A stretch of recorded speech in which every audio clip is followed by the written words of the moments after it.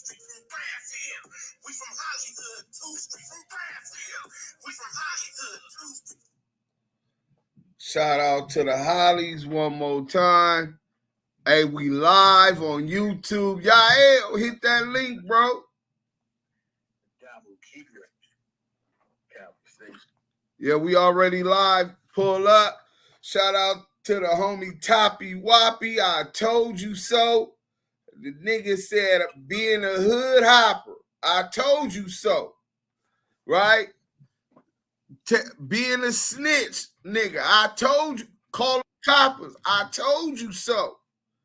Snoopy Badazz. Today we're going to introduce you to our market, to our base. And we're going to introduce the truth. That's what they count on us to bring. Today we talking about Snoopy Badazz exposed. You didn't make the cut.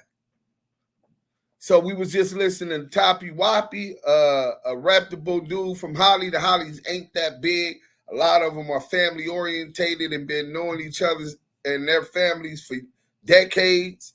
Toppy Woppy, one of the niggas has been on this nigga helmet. I mean, shit, the first time I ever heard of Snoopy Badazz. I mean, I don't know not one song that this nigga made popular, but he's supposed to be a rapper and supposed to have signed with Death Row.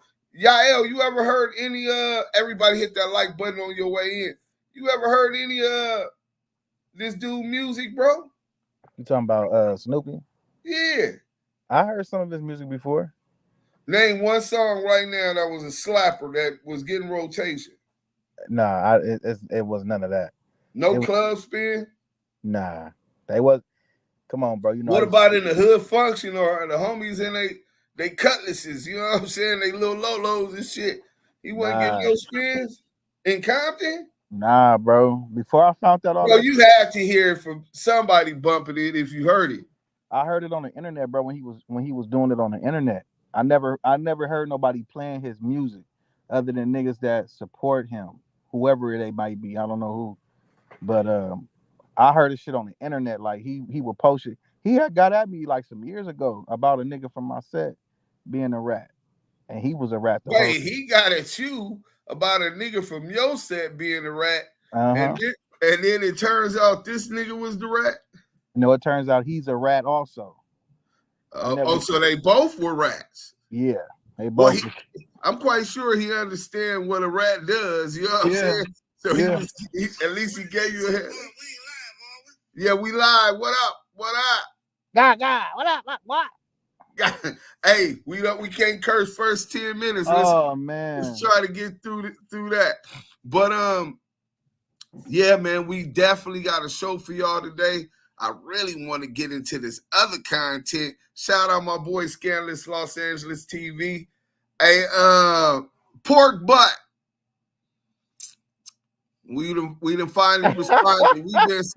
We've been so busy with content and research. Shout out to the whole team, man. Damu Kiwe Conversations. Shout out to ETE, Smoked Out TV, the Henny Gang.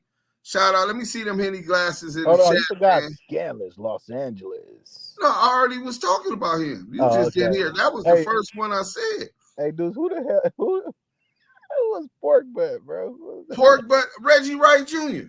Oh, I'm talking. I tell you, you got knocked out, and you was in the yeah, all that weirdo shit.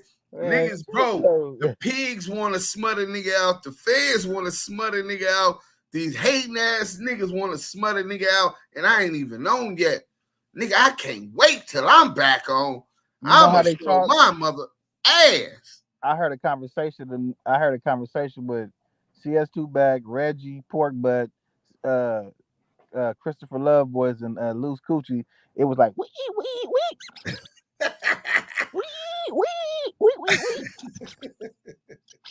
Hey, I was like, what in the world is going on in that conversation?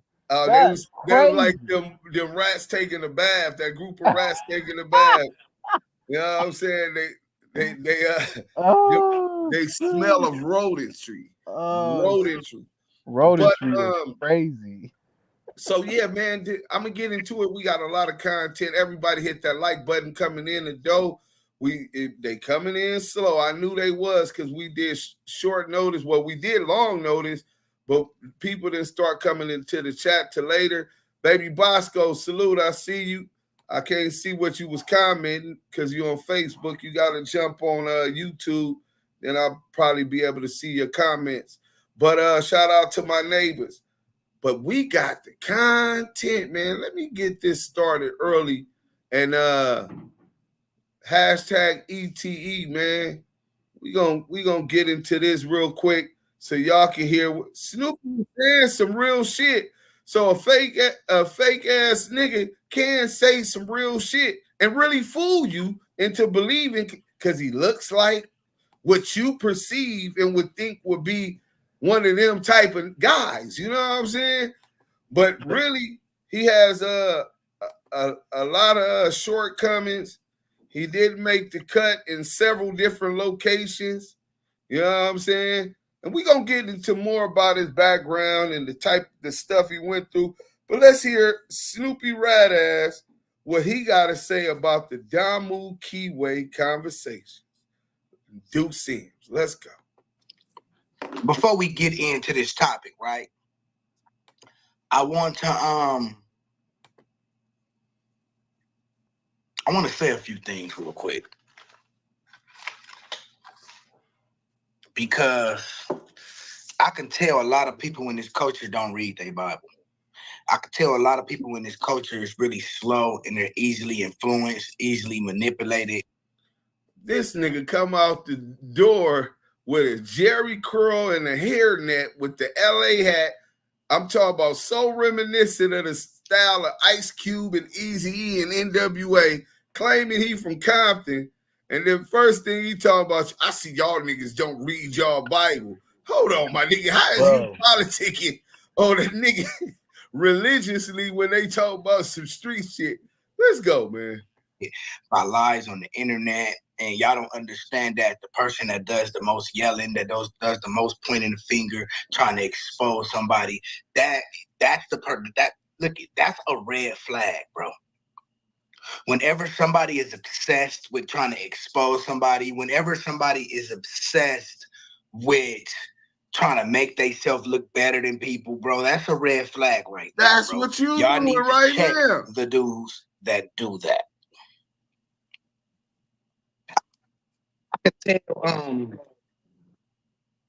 I can see in you dudes the type of people that you guys were raised by. Your mother, your grandmother, your father, the man in your life, they didn't install values in God in a lot of you people on this internet, bro. Because if God and values was installed in a lot of you dudes on the internet, a lot of this stuff wouldn't even fly. Y'all would have took one look at my situation, like, oh, he up there telling on himself? Oh, nah, we ain't, Snoopy ain't told. And y'all be like, damn, why is they so on trying to expose Snoopy? Why they so on Snoopy? That'll be the first thing y'all saying, but y'all stupid. Y'all parents didn't teach y'all nothing, homie. They just give you a popsicle, wash your face, and let you go outside and play, and let you come in and look at TV. Didn't sit you down, didn't teach you nothing. Okay? Y'all understand that? Now, Wack100 probably got so much paperwork on him floating around the internet, bro. And I just think it's crazy. I don't think nobody need to focus on nobody else's accusations until we get this Wack100 problem ironed out. Because he's in the way of a lot of things, not just for me, for the culture, homie. This dude is a real python and a snake, bro. He's already been exposed at CS2 back. He's already, then I look up, some more paperwork that came out on him. Now, the new paperwork that Kiwe and Damu Conversations has dropped, that's probably the best paperwork out on Wack right now because his name is actually in it. So that was I give them a high salute for that investigation and that good street work they did, homie, because that right there But look it. But this is what y'all got. So, shout out to the whole team, man. Everybody know about Damu Kiwe conversations. Not just Snoopy Badazz. He don't really even count, right? He's not a part of our culture. His voice should have been nullified, and we're going to show you why. Rats shouldn't have a voice in our community. You know what I'm saying? They should be ostracized, kind of like the disciples did Judas after he betrayed Jesus. They tried to stone him. You know what I'm saying? But he said Damu Kiwe conversations, the work that we did is the best that he talked about. Y'all would think that this perception would be coming from some new shit that we brought out. But it ain't nothing new. He's talking about the CS2 back stuff. Cass Jones' name is in the paperwork trying to extort Shaquille O'Neal and Mark Stevens, aligned with Stutterbox. And then maybe he is also talking about the Texas case because he said he's going to run that content also. Have at it. It's on the internet. We're not going to strike you or nothing. But the way that you get to hanging it, like as if we're cool or condone the way you carrying yourself, nah, I do not concur. It's not fashionable, my guy. Day mo day. Let's go. Got to understand though. That's not it. That just means we're close. You get it? We close. We didn't know that truck driving, that paperwork, was it 2005 or 94? I forgot what year it was. We didn't know that paperwork was out. We didn't know that even existed. He never even mentioned getting caught with a gang of guns in the car. He's never even mentioned that, bro. Oh, he was? We need to see all wax police reports. Because the CS2 back shit, he's arguing it because that's the situation they put confidential informants in. They give them a chance. Listen, they give him a chance, ALB. Look at confidential informants, name is not in paperwork. It says CS, it says either a nickname or CS1 or CS2 or CI, or the name is blanked out to the point you can't see it. None of that ink where you can look through the ink. None of that. Y'all so infatuated with who's a snitch, who's this, when the niggas who name in paperwork ain't the niggas y'all gotta worry about, bro. That's false. Now, he did say some real shit. And a lot of people that never check paperwork don't know what to look for. You got rats like Snoopy. I haven't had any evidence that Snoopy was a confidential informant. Snoopy told the truth flat out, right? He testified on the stand, and we're going to get into that. So he's a rat. He's a snitch. He's a claimed to be a street nigga. And once he seen his best friend get top ramen right in front of him, he made statements, then went and took the stand, and now TC in jail because he helped the prosecution put this man in jail, I think for a life sentence. Don't quote me on the last part, but he definitely got a stretch. You know what I'm saying? Now, back to what he's talking about as far as the CIs, there's a difference between what he did and the CI. A CI name won't necessarily be in the paperwork. You can have a 137 confidential source where the police can't even tell a judge the identity of that confidential source. A judge. So you might not never see them. They could be working for decades in the shadows. You know what I'm saying? They're never coming to testify. Then you got 270s who might have caught a case, trying to work the time off, setting people up out on the street, control buys, wear wires, and all that type of stuff. A 270 informant. They might not necessarily, name might not be in there unless you push the trial. And if you push the trial, they'll have to come take the stand. So know that there's a difference. You know what I'm saying? You can have somebody like Snoopy where his name is going to be all through it because he's not a confidential source. He just cooperated and he wasn't supposed to. Melvin Banks. That's his name. You know what I'm saying? Melvin. Melvin gonna tell it all, nigga, on Sunday, and like he's singing at a church, man. Let's get through this because this shit is long. But I did want to point that out. It's the niggas who's telling, whose name don't come up in paperwork. It's the niggas who telling that y'all don't know telling. Y'all know how many certified G niggas, homie? That's dead and alive. Y'all probably say rest in peace to a couple of them that works with the fucking police. Look, I know a dude, right? I'm not gonna put his name out there, and when I say this, my family from 8-9 East Coast gonna know who I'm talking about. I found out a nigga that I looked up to, nigga, a gangster nigga, with the business, nigga, would knock you down, nigga, will rob you, nigga, reputable in his hood.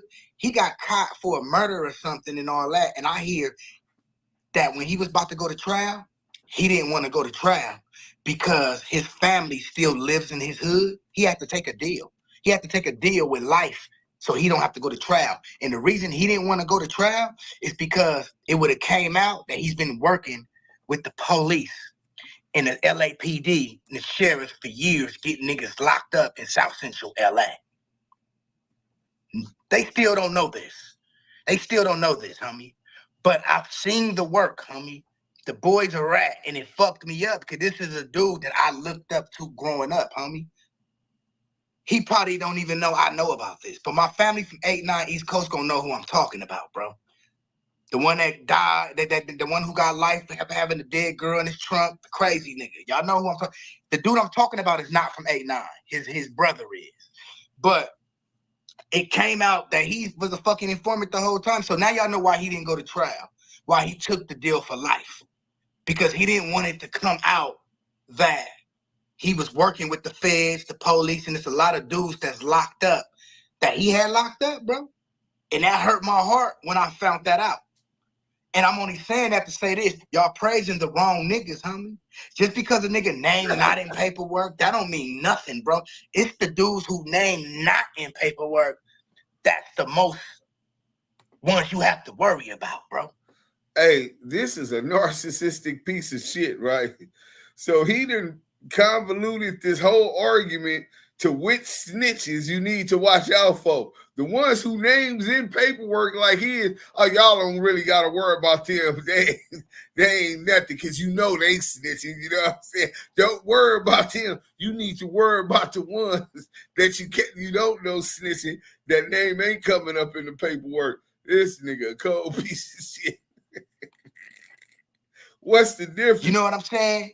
That's the one that y'all need to worry about. Y'all need to worry about the dude who's working with the police, and he figured out the cheat code to not have his name in paperwork, homie. A lot of these dudes y'all praising right now working with the police. A lot of these dudes y'all praising right now, and name ain't in paperwork. So I have to say this, bro. And Wack100 is one of them dudes, bro. That's why I tell y'all, even if a dude don't have snitching accusations, even if none of that, I think every gangster in this culture should have to show their police report to every case they caught. Because once you see that police report, you're going to see how they react under pressure. I don't have no problem with showing y'all my police reports. I ain't worried about that because I know how I get down. You feel me? Like I say, the shit they posting on me. Hey, yeah. This nigga popping it. That nigga said, I ain't got no problem showing y'all my police report cause I know how I get down. Nigga, you got down already. You got down on that. He got down already. That's what I'm saying. You got down on that pen. You got down with that pen in your hand, and you got down on your mans. Hey, listen, homie. All that you talking, like you said earlier, Deuce, just because a fake nigga say something real, don't make it real, my nigga.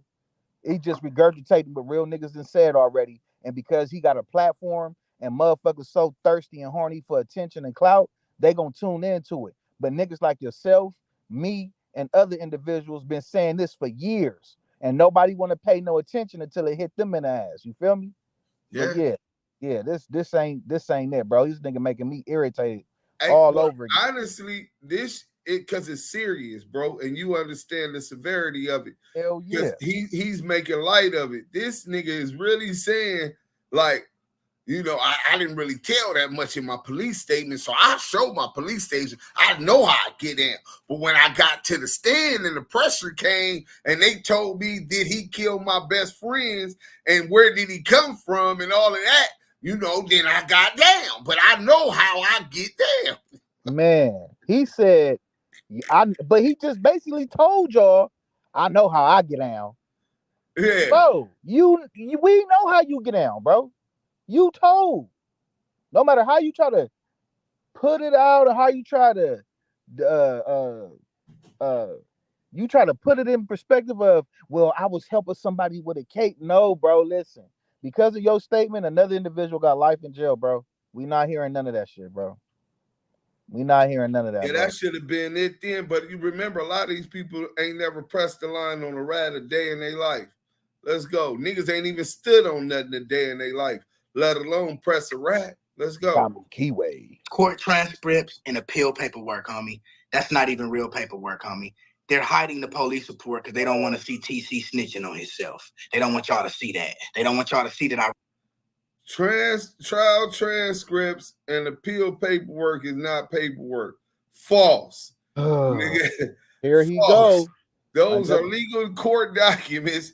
And wait, how could court transcript? Nigga, what happens at trial, the stenographer, however you say it, is steadily typing everything that's being said while the evidence is being challenged. This nigga talking about that don't count. What the fuck? Dose. I really didn't know. He's learning how to spin from Wack. That the day he sat up there on No Jumper with CS2 back and they looked like they was kissing in that photo, this weird energy they was having. CS2 was teaching them how to do. Oh yeah, I forgot that they came Diddy to Diddy, like front to front. They was ready to sword fight. Yeah, bro. CS2 was coaching them then, like, hey, with that mind of yours, you can. Oh, don't say that, bro. Come on, bro. Hey, we ain't gonna do that, my nigga. Come on, let's go. This nigga was. I mean, I told a lie. They don't want, so they're gonna hide my police report, but they showing y'all the court transcripts and the appeals to try to make me look bad. Though. Bro, this nigga just lied. I don't have anything to hide, nigga. If you don't got it, they want to show my my trial transcripts and all of that. They don't want to show my police report. Okay, you didn't tell as much at the police report, but you told them enough to know that you were at the scene of the murder. You seen when your best friend got his head blew off, nigga. So now they gonna pressure you to come testify, and nigga, you did that. So of course, nigga, you told. It don't matter if you told at the police station. Yah L gave me the gun, and he told me that nigga was the opposition, so I shot him. If you did that, now we all charged, you're a rat. If you didn't, tell then. But when trial came, nigga, or preliminary hearing came, and you got with them people and took a backdoor deal and said, Yah L gave me the pistol and told me he was the opposition, so I knocked him down and stood on business. You still a rat. These ain't no justifying a rat. Ain't no it's cool to rat here and it's not cool to rat here. This nigga fucked up mentally. I got up there and said what the nigga wanted me to say. Y'all don't believe me? The proof is in the outcome of the case. But that's neither here nor there. Who cares? We're not talking about me. We talking about these dudes who really, really hit the like button. We talking about the dudes that they said they put you off in Movell. No, I stopped fucking with them niggas because the leader of the clique I was from, paperwork came out on him. He's a snitch, and they still yelling around free him and all this shit. So I was like, nigga, I can't bang with these niggas, bro. The paperwork right here, and they're trying to bend what happened in the paperwork when it's clearly the niggas a snitch. And plus, nigga, this Pyro, nigga. I'm not. If I'm a gang bang, I'm gonna bang some real shit, nigga. I'm not about to bang no teenage fantasy, bro. And that's just what it is. But that's neither here nor there. You feel me? So look, right? That's what they do. Like in Hollywood, there's a dude from Hollywood right now. He called himself the General.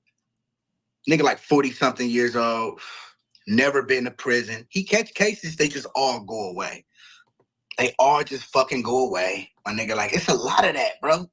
I be seeing niggas getting arrested for murder cases. Nigga, they name in the murder paperwork and they out right now. How did the nigga in the murder paperwork get life and you're right there with him as his co-defendant and you out on the streets right now and you good in your hood? That's what I'm saying, though. I just feel like it's a lot of snitching. It's a lot of confidential informants in every hood in Compton, every hood in LA. I've witnessed this, and I'm so happy that this is coming out on Wack. So what we're going to do is we about to look at this video. I think Duse M's made it, homie. And it's the CS2 back paperwork, bro. And I think everybody needs to understand what's going on within that paperwork. And rest in peace, Dale Dog from Main Street. Shout out Dale Dog, homie. Dale Dog was when I was growing up, because I got family from Clover Park that lived right there on 108th between Main and Broadway, across from the police station. And I remember going over there as a kid, and Dale Dog just had a powerful presence within that area. He was like a real Main Street reputable. He had his Full Life Records imprint. I remember going to the little grocery store that used to be on the corner. It's not a grocery store there no more. I think it's like a fire station, something. And I used to go to that grocery store, and I used to see all the Full Life Record posters on the wall, like Full Life Records. I think it was an artist named Too Cool on the label. And I remember just like, dang, like that was just the part of my childhood. I remember growing up and being inspired to want to rap and whatever. And if Dale Dog was alive right now, Dale Dog would have been exposed to Wack, because the only person that can really confirm who they talked to on their phone, because in the paperwork, they said CS2 back called Dale Dog, but Dale Dog's dead. Shout out. So we can't say, Dale Dog, who was that who called you? You know what I'm saying? So they investigated. And you know, Snoopy, his dumb ass, he all in other people's paperwork, but don't even know how to read paperwork. He say Dale was the only one that got the call from CS2 back, which is a false. Dale never got a call from CS2 back. Mark Stevens got the call from CS2 back and was trying to put him on a three-way, but Dale Dog said he didn't want to talk to back. He cool on that brother. But as you people from the paperwork came out and said, no, the police, my lawyer told me that CS2 back is Cash Jones. So I'm like, oh, right. So this is all proof that this is Wack. You know? Wack has been into recording people. He has been into trying to get that CI check. Because y'all gotta understand, being a confidential informant work, that's a check, bro. That's a check. And back then, he wasn't on the internet like that. He didn't have game as an artist. He didn't have Ray J. He wasn't nobody, bro. He was merely just a dude, like a little rat running around trying to get in, trying to find his way in, bro. And Dale Dog was his first way of trying to get in. Hip hop police, homie. But Dale Dog caught it. And we about to look at the paperwork of this shit. You know what I'm saying? Like I say, it's older, it's newer paperwork that came out on him, but this one just catches my eye because it fits the character of him so cold, my nigga. But Wack is the police, bro. Don't let nobody tell you different, bro. Look at his agenda, bro. COINTELPRO in today said he was a truck driver. Exactly. So Wack just finally was able to get in because he found a couple weak links. Not to disrespect Game and call him a weak link, but Game is who we can blame for the Wack100 problem in the industry, because Game let his ass in, my nigga. Game wasn't supposed to let him in.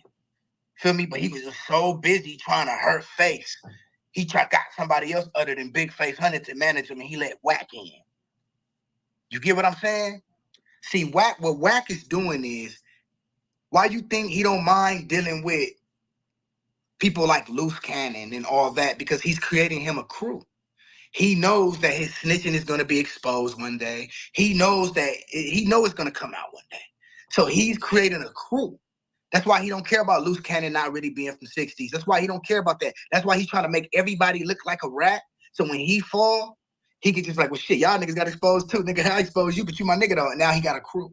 That's why he went and got 6ix9ine, homie. You feel me? Y'all need to understand. Y'all need to understand what the fuck is going on, bro. These are facts. I'm spitting. Hit the like button, bro. We about to have a good live tonight. Gotta get my hair cut. So looking crazy. That's why y'all see him trying to ease away, talking about, I think I'm finna stop doing content. I think I'm gonna do content. Nah, nigga, stay your ass right here on this internet, bro. Because yours is coming, bro. Stay your ass right here. I had to sit and face my allegations and fight my shit and prove that I'm in the right, nigga. You gotta do the same motherfucking thing. You ain't in the right. Straight up, nigga. Wrong is 2 left shoes. You feel me? So crazy. Y'all have to pay the fuck attention to Wack, bro. The nigga is the police. Why do you think his wife got away from him? She knows something. She knows it's about to come down bad on him. She knows all his dirty secrets, bro. So she got away. Pay the fuck attention to what the fuck is really going on. A lot of these niggas is confidential informants, bro. A lot of these niggas, you know what I'm saying, is really snitches, bro. If everybody, even if they got nobody saying you snitched on me, if everybody had to show their police reports to them burner cases they caught by themselves, any case they caught by themselves, or even with somebody, I'm willing to bet you a lot of these super gangbanging Crips and gangbanging Bloods, y'all gonna deem them as rats. That's why we would never see it, bro. I'm talking about gangbangers dead and alive, then ran their fucking mouth in that police station, bro. So that's why I'm saying, if y'all notice, I put out the police report challenge. Ain't nobody said nothing. They don't want to do that, bro. That's why I'm gonna make a video on that topic. So y'all can start paying attention. Like Munchie. Munchie got a burner case. We want to see your police report, Munchie B. We want to see police reports. Why y'all hiding y'all police reports, bro? We want to see what you said to the police since not giving a statement is what gangsters do. We want to see police reports. Why everybody ain't showing a police report? Police report challenge from Snoopy Bad Azz, my nigga. If you have a case, we want to see the police report. But I didn't tell nobody. We don't care. We want to read what you said in the police station. They don't want this, huh? I'm only coming with the challenge because I don't got nothing to hide. Street TV and all them, they ain't never post a police report on me. They scared because they know I kept it cheap, nigga. I want to see police reports, bro. We don't want to see transcripts. We don't want to see where you took your deal at. We don't want to see court transcripts. We don't want to see appeals. We want to see the police report. So all y'all cases, bro. And we going to determine if you solid or not that way. If y'all not doing it like that, all these snitches and informants going to keep sliding through the cracks, nigga. And y'all wonder why y'all caught a case with baby whoop-de-whoop. He been solid all these years and he ended up telling. Now he's a snitch. Bro, he been telling. He been a snitch. Go look at them other police reports of them cases he got caught with before you got a case with the nigga. He been running his fucking mouth in the police station. Yo dumb ass is just didn't think he told on nobody because nobody was saying he told on him and you went and did something with him. Now your ass sitting in motherfucking jail for a long ass time because baby whoop-de-whoop and turned and snitch. Nigga, he been telling, nigga. Police report challenge for everybody. If y'all really want to clean this culture, start making all these hard ass motherfucking gangbangers run they fucking police report.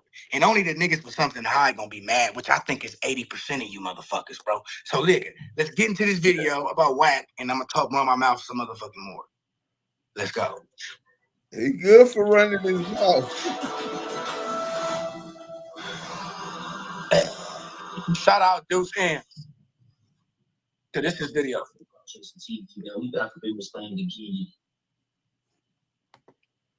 You did. Wack100, most especially known for arguing on Clubhouse and exposing snitches and often fake paperwork on rappers like Jim Jones, 21 Savage, even OGs out west like Big U, has been exposed as a confidential informant according to paperwork. Y'all hear that? Defendants Robert Ross, also known as Studdabox, and Shaquille O'Neal's business partner Mark Stevens. In order to clearly understand how Wack100 came to snitch by wearing a wiretap, we must first examine this case by basketball legend Shaquille O'Neal and the Main Street Mafia Crips out in Los Angeles. Lawsuit. Shaq told me to kill people. Shaquille O'Neal requested and directed his former friend to kill several people, including a gang member, a record producer, and a woman he impregnated. Those are the shocking allegations in a new lawsuit. Shaq's former pal Robert Ross, an ex-gang member, is suing O'Neal for allegedly masterminding a plot to have him kidnapped by other gang members back in 2008. So how is Wack100 involved in this case? And how do we know he was an informant? It's simple. You look at the paperwork and or talk with the individuals directly involved in the case. That's exactly what we did. In order to get to the truth, there are 3 individuals from the case we need to look at. Wack100, Robert Ross, also known as Stutterbox, and Shaq's business partner Mark Stevens. First up is Stutterbox, the man at the center of the wiretap on which Wack100 Y'all hear this? as a confidential source. Stutterbox, what up? Can you hear? What's going on? Salute, Stutterbox. An opportunity for you to voice, and it's ironic. It's the same day that we get the stories from Mark Stevens, who said that this dude is running campaigns against people, especially Big U. He's mad because once Big U found out from Mark Stevens that he was cooperating on the Main Street case, that he couldn't fuck with him no more. He's afraid that Big U would expose him. You know what I'm saying? And you said in a video that not only did you not tell him Wack100 to send him in his house when he got raided, but you said that you heard an audio with him on a wiretap conspiring to murder. Could you expand on that? Let me explain something. So basically, Stutterbox from Main Street heard Wack100 on a wiretap snitching on him conspiring to murder, my nigga. You feel me? So y'all pay attention on me to this shit. For me, bro. I said, police ass nigga, like, nigga, the first code of conduct is you don't talk to the police, nigga. You is the police, nigga. Officer Rex, snitch ass 100. It should be silence and violence. This dude, he kicking my name. I'm told this nigga. I'm gonna drown his ass, homie. Sit down. On Main Street, I'm gonna drown him. I'm starting to let his buster ass nigga know I know what he did. Right? I'll get to some gangster shit. Nigga was killed. So basically, Wack100 start trying to expose Stutterbox, but Stutterbox on some shit like, nigga, you keep talking, nigga, I'm expose you. See, I've been hearing for years Stutterbox was a rat, but I've never ever heard, never seen the paperwork. So you don't know if they got a, you don't tell on me, I won't tell on you type shit. If you don't expose me, I won't expose you. I don't know, but I don't have no problem with Stutterbox. I ain't seen no paperwork. So but y'all gotta keep that in mind. Because why is Stutterbox calling Wack100 a snitch after Wack100 start calling him a snitch? You see what I'm talking about? Truth comes out. Me and my baby mama put like 20 holes in my Rolls Royce. Make it up out of there.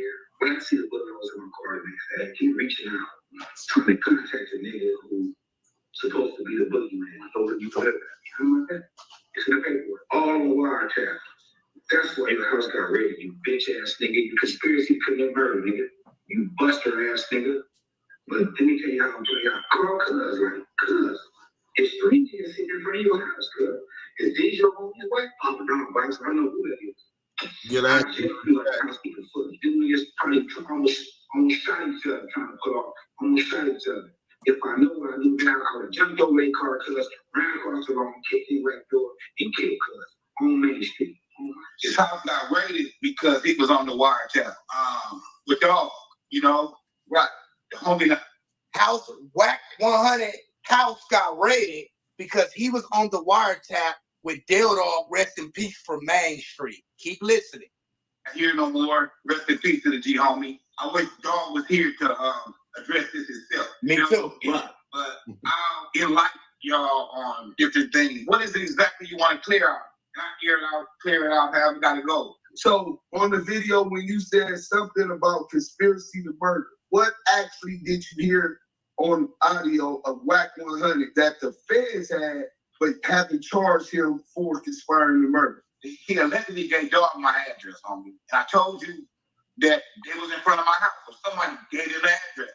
If I get killed, whoever gave him the address gonna get conspiracy to murder. But if I don't get killed, they could get conspiracy to attempted murder because they shot up my Rolls Royce, put 17 holes in my Rolls Royce. Whoever passed the baton. So it's a question mark there, homie. You know, we from the streets, we know that. Right. Stutterbox. So how about this? What have you had it? I believe Wack100 did some snake shit to Stutterbox to try to get up under Dale Dog, so Dale Dog would trust him and give him info, and he could continue being the police. That's what I think. The conversations with Mark Stevens after all this happened. Yeah, Mark, my Muslim brother, honey. Okay. I love him, brother. I talked to him probably last week. We glad that we got that cleared up because it shows how much he lied and how he's trying to get out in front of this story that he knew was coming. And that's the interview with Mark Stevens exposing that he was confidential source to back on the Main Street indictment. A day after this interview with Stutterbox drops, confirming that Wack100 was caught on a wiretap with a conspiracy to commit murder, yet never going to jail for it. Wack decides to call up Stutterbox himself on a recorded phone line. Let's play Stutterbox talking to Wack. You're trying to figure out, Stutterbox.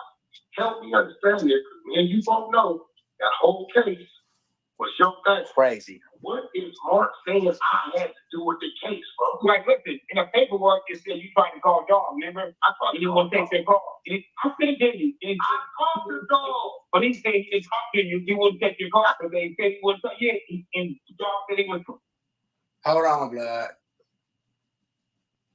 I thought he didn't want to take their call. Wack said he tried to call Dog.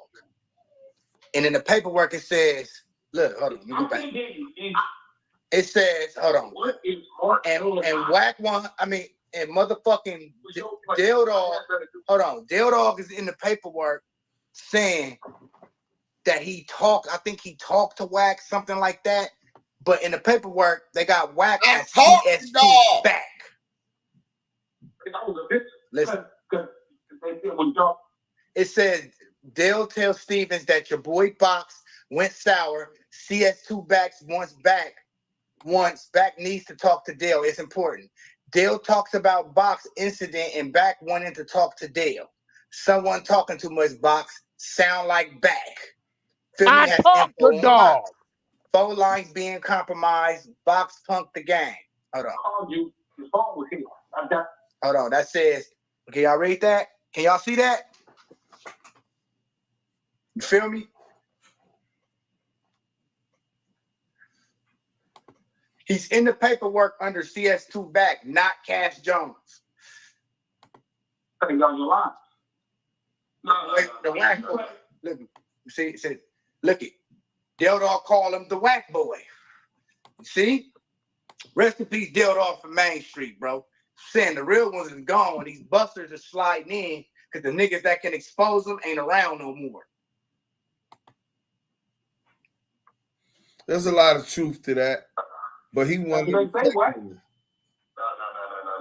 As you can see by now in this first part, Stutterbox clearly implicates Wack100 into this case, not only in an interview with Duse M at Stats 280, but also right to Wack's face on the recorded phone call. In part 2 of this video, let's take a look at the actual paperwork from the case, which exposes Wack100 as a confidential source in the Main Street Mafia Crips case. For this breakdown of the paperwork, we turn to rapper Duse M, who is responsible for exposing.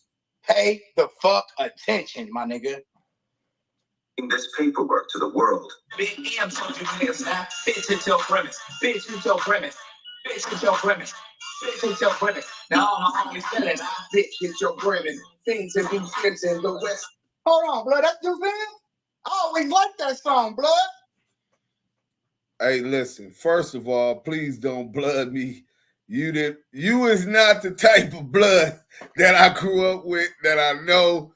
You's a hood hopper. The bloods I know ain't hood hoppers, right? You's a buster. You's a liar. You's a rat. Well, nowadays they do got a lot of bloods that's getting protected, even though they ratting as long as you got a bag. But that's new. But you definitely don't blood me. But y'all hear them all on my dick. Duse M, that's Duse M. That's my song, blood.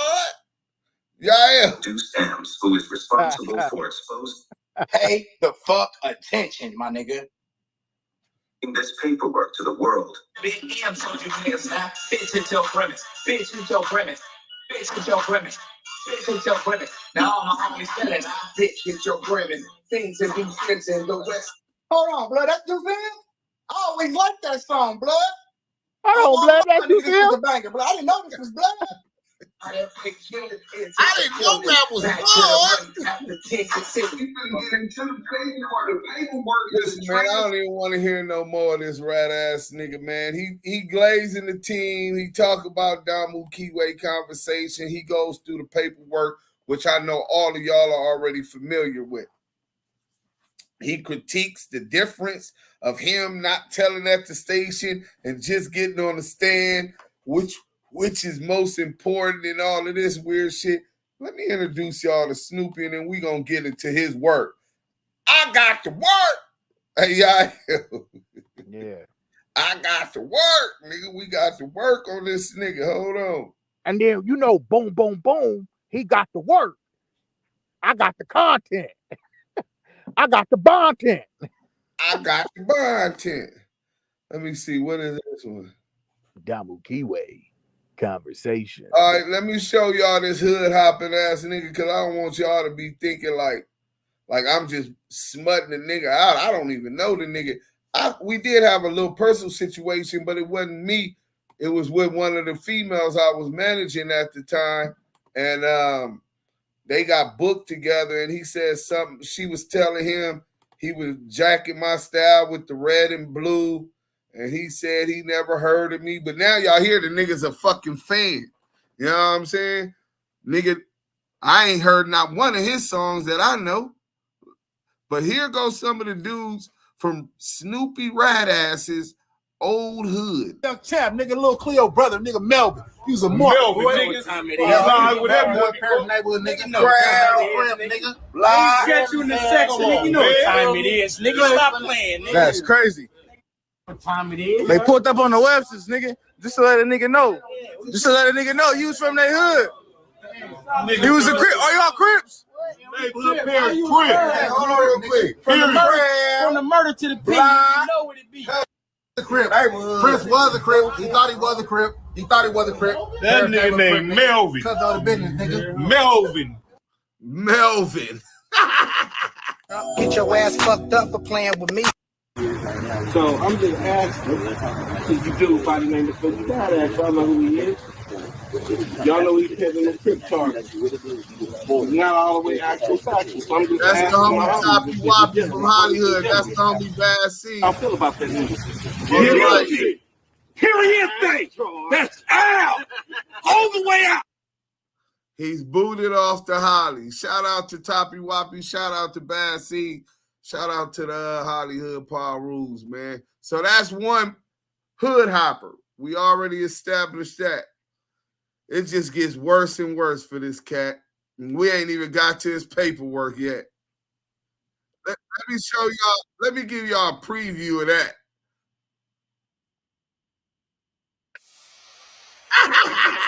Oh, this is nasty work. Examination testimony of Melvin Banks. It was point blank. No subliminal diss. Listen, I can tell you never been on no mission. Hold on. Sticking to. We can't show that one yet. Let me go back to this. We gonna come out of this. We can't show y'all this one. We want to show y'all here hood hopper, and then we want to show y'all, you know what I'm saying, that he that when he got boo-bop, you know what I'm saying? And then CS2 back in them put the game song to the video to add insult to injury. So this dumbass nigga is trying to suck CS2 back dick at the time. And he texts, I guess Wack was looking out for some homies from West Side on something or had him with him or something. And he gonna tell him what you looking out for him for. You know them niggas is like, and diss the Crips, right? Calling some West Side Power Rules saying they act like Crips with a disrespectful term, right? Wack instigated, sent it to one of the homies from West Side. Shout out to the West Nellers. Shout to the homie from West Side. And so that's Melvin. Nasty work. He's a hood hopper. He disrespects and try to undermine other people's credibility to get whatever he want to manipulate to get. He was trying to manipulate a favor out of CS2 back. He was cool with him then, texting him. Wack told him about his figure and the type of clothes he should wear. I don't know what kind of shit they had going on. He is real feminine. He in touch with his estrogen side. I'm quite sure that sticks out. That sticks out to everybody. I mean, it don't look like it's a secret. Let's get into this real quick, man. We finna get into this work, man, because this is some nasty work. Oh, that's the wrong one. But we're not doing that one. We gonna get into. I got the work. Boom. I think it's this one, bro. Yeah, man. Yeah, that's it. Let me show this real quick, bro. Boom. Nasty work. Shout out to Spider Logos Easty. Oh, this is nasty work, man. Hey, Snoopy. This is why we can't fuck with you, dog. You're not a real Damu. You're not accepted in our culture. You must, and shall be ostracized from having a voice that matters in our community. When we talk about you, we talk about invertebrates, animals without backbones, nigga. You can't stand up straight. You sit down and piss, nigga. Nigga, you ain't standing on 10 toes. Why would a nigga like me that went to the highest levels of this shit, sacrificing shoot programs, 10-year bids, 8-year bids, face 47 to life, face 23, and allow you to be on the same level as niggas like us? Nigga, you ain't, we is not the same, nigga. Nigga, I don't know who laced you up, got you thinking you was gonna be a blood or Crip first. Obviously, they was game goofy because it reflects in your behavior. Nigga, it ain't a solid bone in your motherfucking vertebrae. Your loyalties is to no one but yourself. So we gonna let Spider Logos Easty flame your ass up, nigga. Thank you. And Mr. Banks, you have an attorney and you've talked to him a little earlier. If you need to talk to him, let me know. No problem. DA, you can ask questions. Thank you, Your Honor.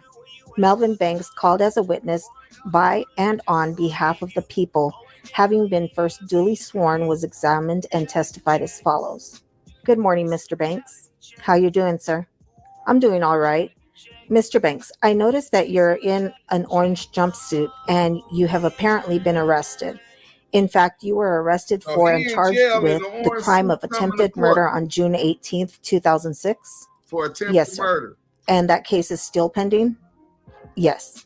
And that case is for attempted killing? Yes.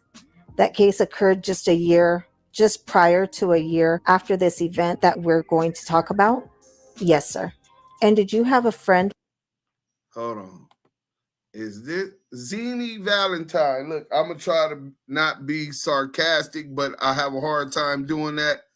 Obviously, you're not from our community. They say, what exactly does a DP accomplish? And when or why is it necessary? Man, listen, bro. Or sis, I don't know what you are. Don't mean to offend you. Rules without regulation of rules leads to total chaos. You can't say that you have guidelines and or rules and then there's nothing. If you slap me right now and I just sit down and turn the other cheek and you slap me again, tomorrow what's going to stop you from slapping me again? Now, if you slap me right now and I pick up a bat and bust your shit to the white meat, I guarantee you the next time you think about slapping me, you're going to think twice because you know I ain't just going for that. Well, it's the exact same thing that you're messaging into people within the structure of the Crips, of the Bloods, of the Pirus, of the GDs, of any organization with semblances of structure. Serenos, Thresses, Norteños. If you rap, you can get DP, depending on how bad, more than likely you're getting put off. That's a total court off. And they're gonna do you bad. They gonna dirt you out, stomp you out, all that. Don't come back around here no more. You know what I'm saying? But a DP could be anything, like getting on the internet speaking about shit you have no business speaking up on. You know what I'm saying? Shit that motherfuckers in the hood don't. Sometimes DPs come from selective politicking. I ain't gonna lie to y'all about that. Hell yeah. Nigga, hey, tell them, Yah L. Nigga, what? Niggas know a nigga all bad, and they'll selectively try to politic on you. Try and will want to DP you for standing on something or for doing something like Duse M said. You might spoke on something that you shouldn't have spoke on out, on the internet where you should have really left it in the hood. Where ran out on some homies. When they got into it at the mall or the swap meet or at the store, niggas getting down and you done ran out and left your homies. Or nigga, you go out with your homies to the mall or to a party or something, and you leave your homies stranded when they came with you. Nigga, come together, you leave together. You didn't participate. Yeah, you was in the melee. You didn't participate in the melee.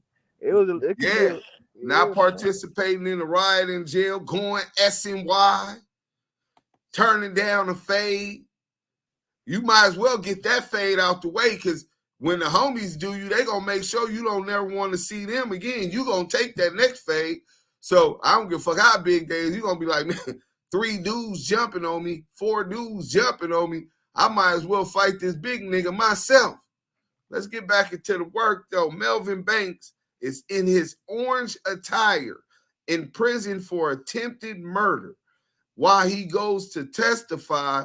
Direct examination of Melvin Banks on behalf of the prosecution. Nasty. By the name of Damon Mabens? Yeah. How did you know Damon Mabens? I know Damon since middle school. Did you grow up together? Just about, since the 7th grade. You know his family? Yes. Showing you People's One. Do you know who that is? That's Damon. You're smiling. Why are you smiling? That's my dog right there, my friend, your friend. Okay.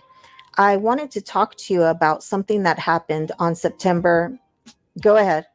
Do you know who that woman was? That's Damon's mother. I'm going to talk to you about an event that occurred on September 3rd, 2005 at the In-N-Out. First of all, did you meet with Damon that night? It would have been September 3rd, 2005? Yeah. Prior to going to the In-N-Out, right? Yeah. Now, when you were going to the In-N-Out, did you know Damon if he had a job or anything like that? Yeah, he just got out of work. So did he work the late shift somewhere? Did he work the late shift that night? I really don't know, but when I talked to him in the parking lot, he told me he just got off of work. Where did he work? Home Depot. Did you live somewhere near Mr. Mabens at the time? I lived right across from him. In a house? In an apartment? What did you live in? In an apartment. Did Mr. Mabens live in an apartment near you? Yes, sir. Just so y'all know, shout out Spider-Lo.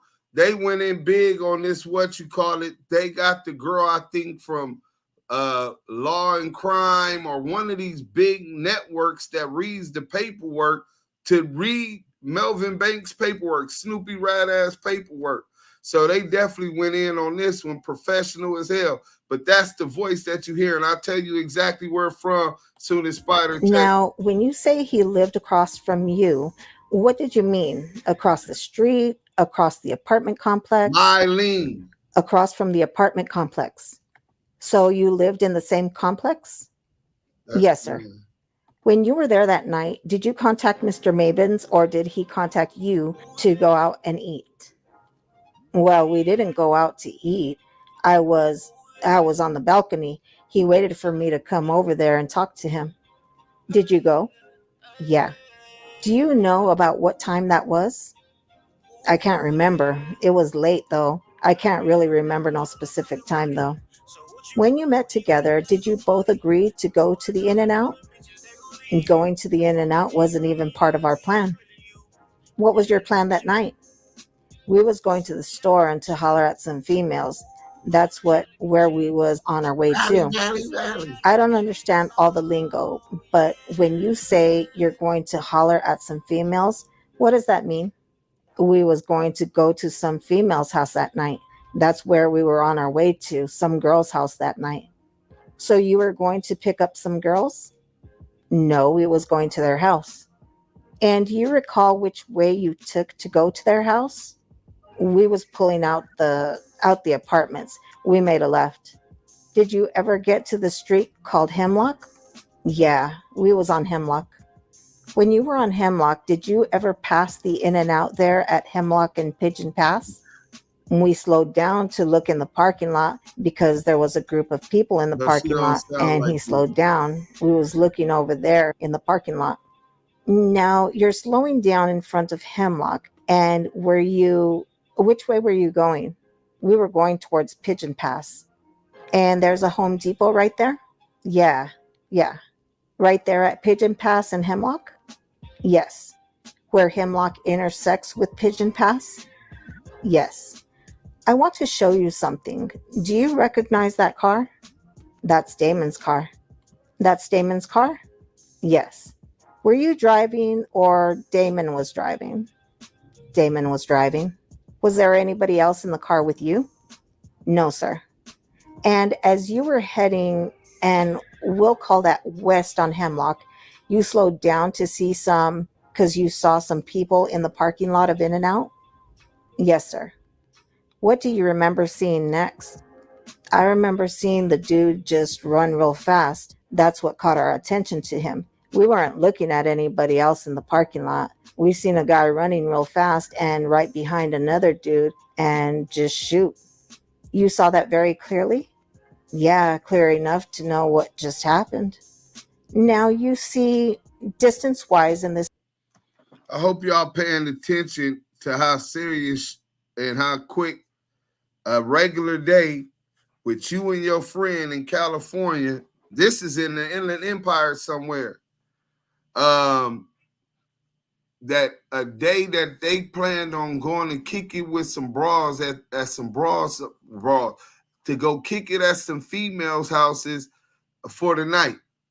That was their plan. They make a quick stop by the In-N-Out. Maybe they were hungry. Maybe the 7-Eleven's right there. Maybe they getting some blunts.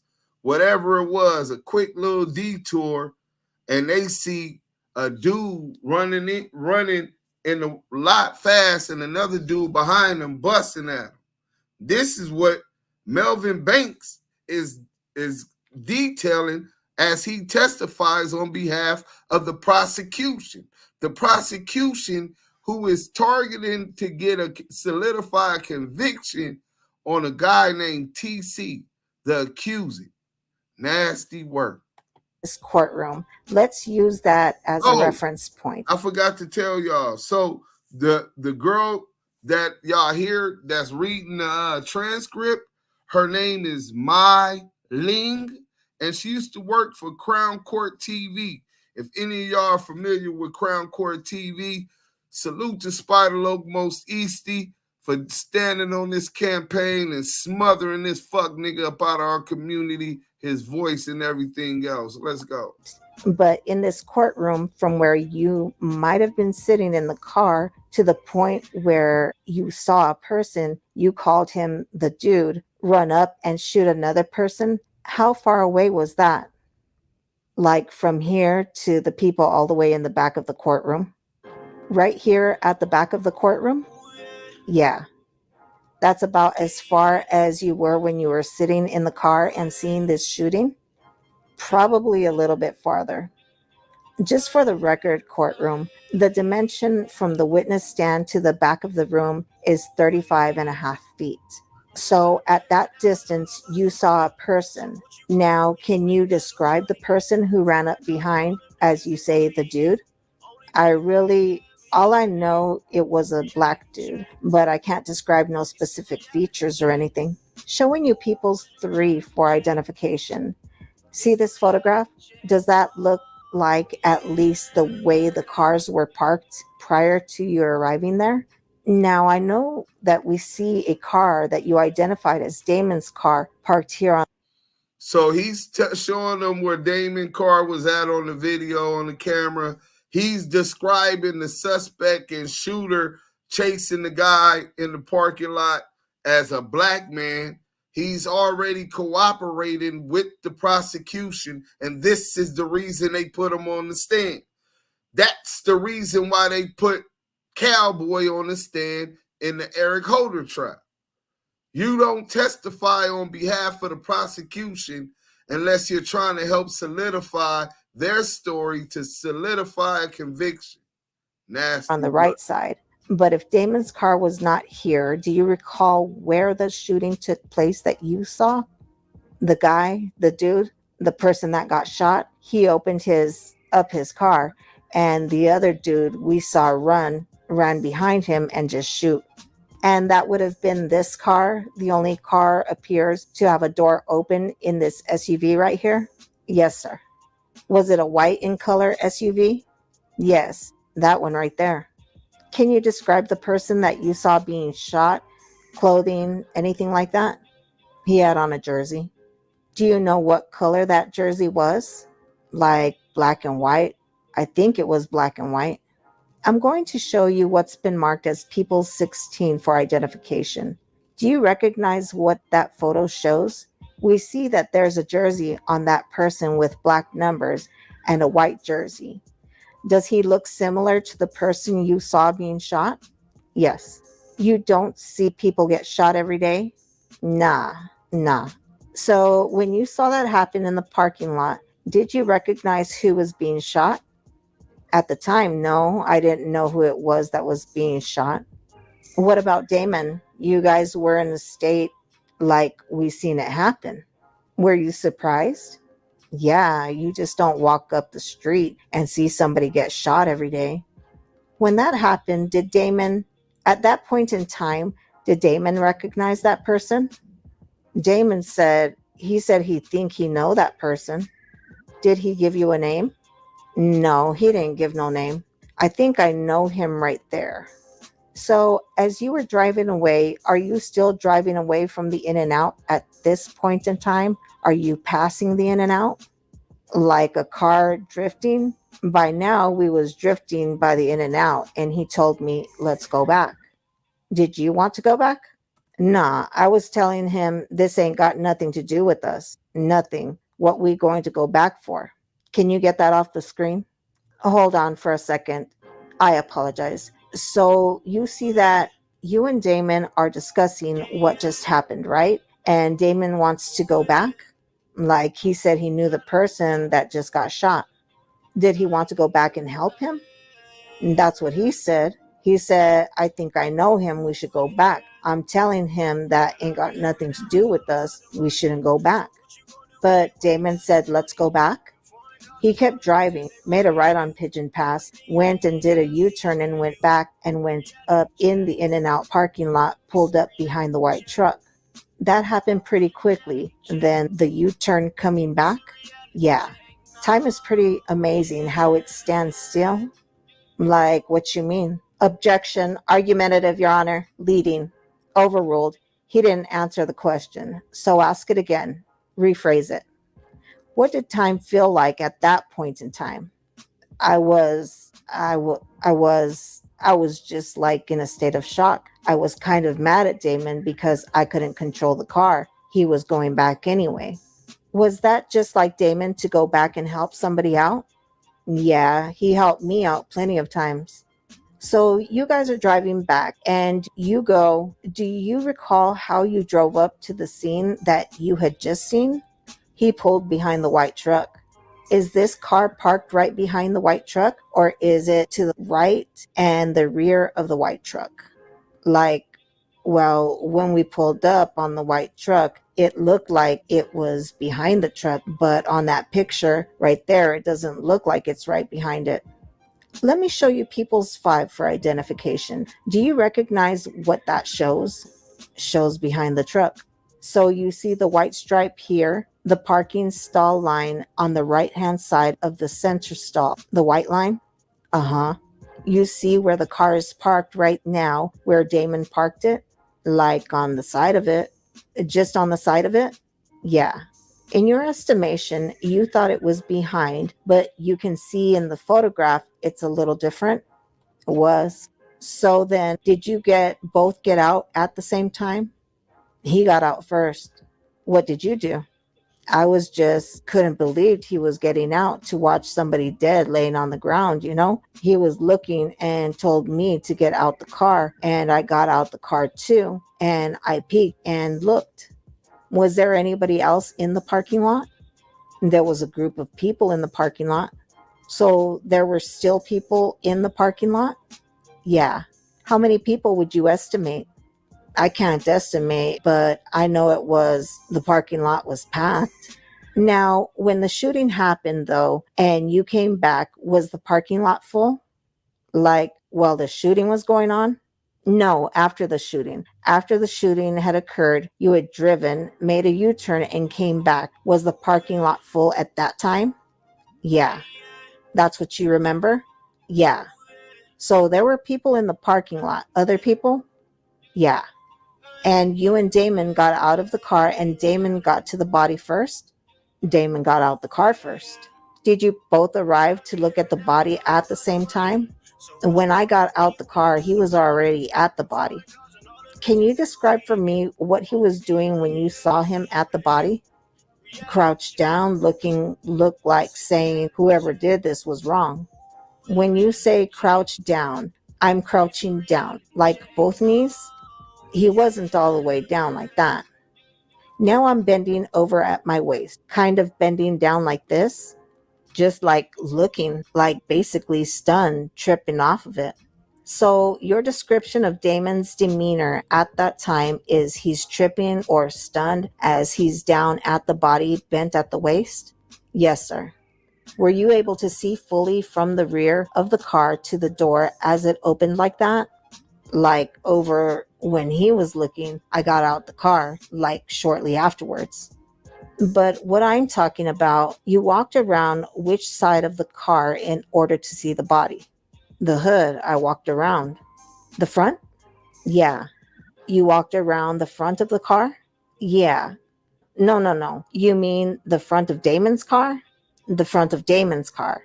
You walked around the front of Damon's car, meaning on this photograph, People's, I believe it is 5, you walked around the front and then to the rear of this white SUV on the back side of the SUV? Yes, sir. And then did you get all the way to the side, the driver's side, to be able to see what we're looking at right now?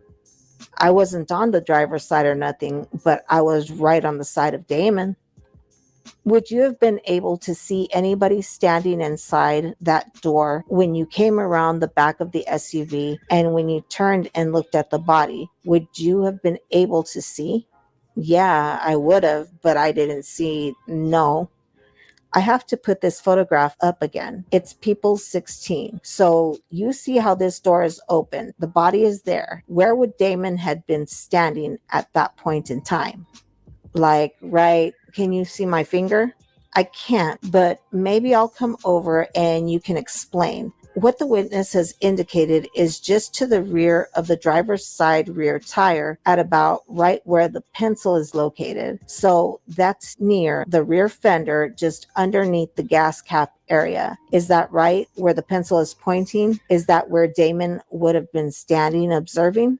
Can you bring it down some? Yeah, like right there. And what we're describing for you, there appears to be a shoe or tennis shoes in the photograph next to the parking stall or the middle parking stall left borderline. Okay, is that about where Damon would have been standing? Yes, sir. Where would you have been standing? I was right by the light. People's 5, when you say the light, the headlight, the backlight. backlight of the SUV? Yeah. So you were there and you could clearly see into that open door area there. Did you see a person standing there? No, sir. No one was there? How long were you guys there observing the body before something else happened? A couple seconds. Enough for Damon to say that's just wrong? Is that what you heard? No, he was just, man, I was like, let's go now. We didn't see nothing. He was looking like, man, he said he used like a little slang word like, what's up with this? Did he tell you who he thought that was at that point?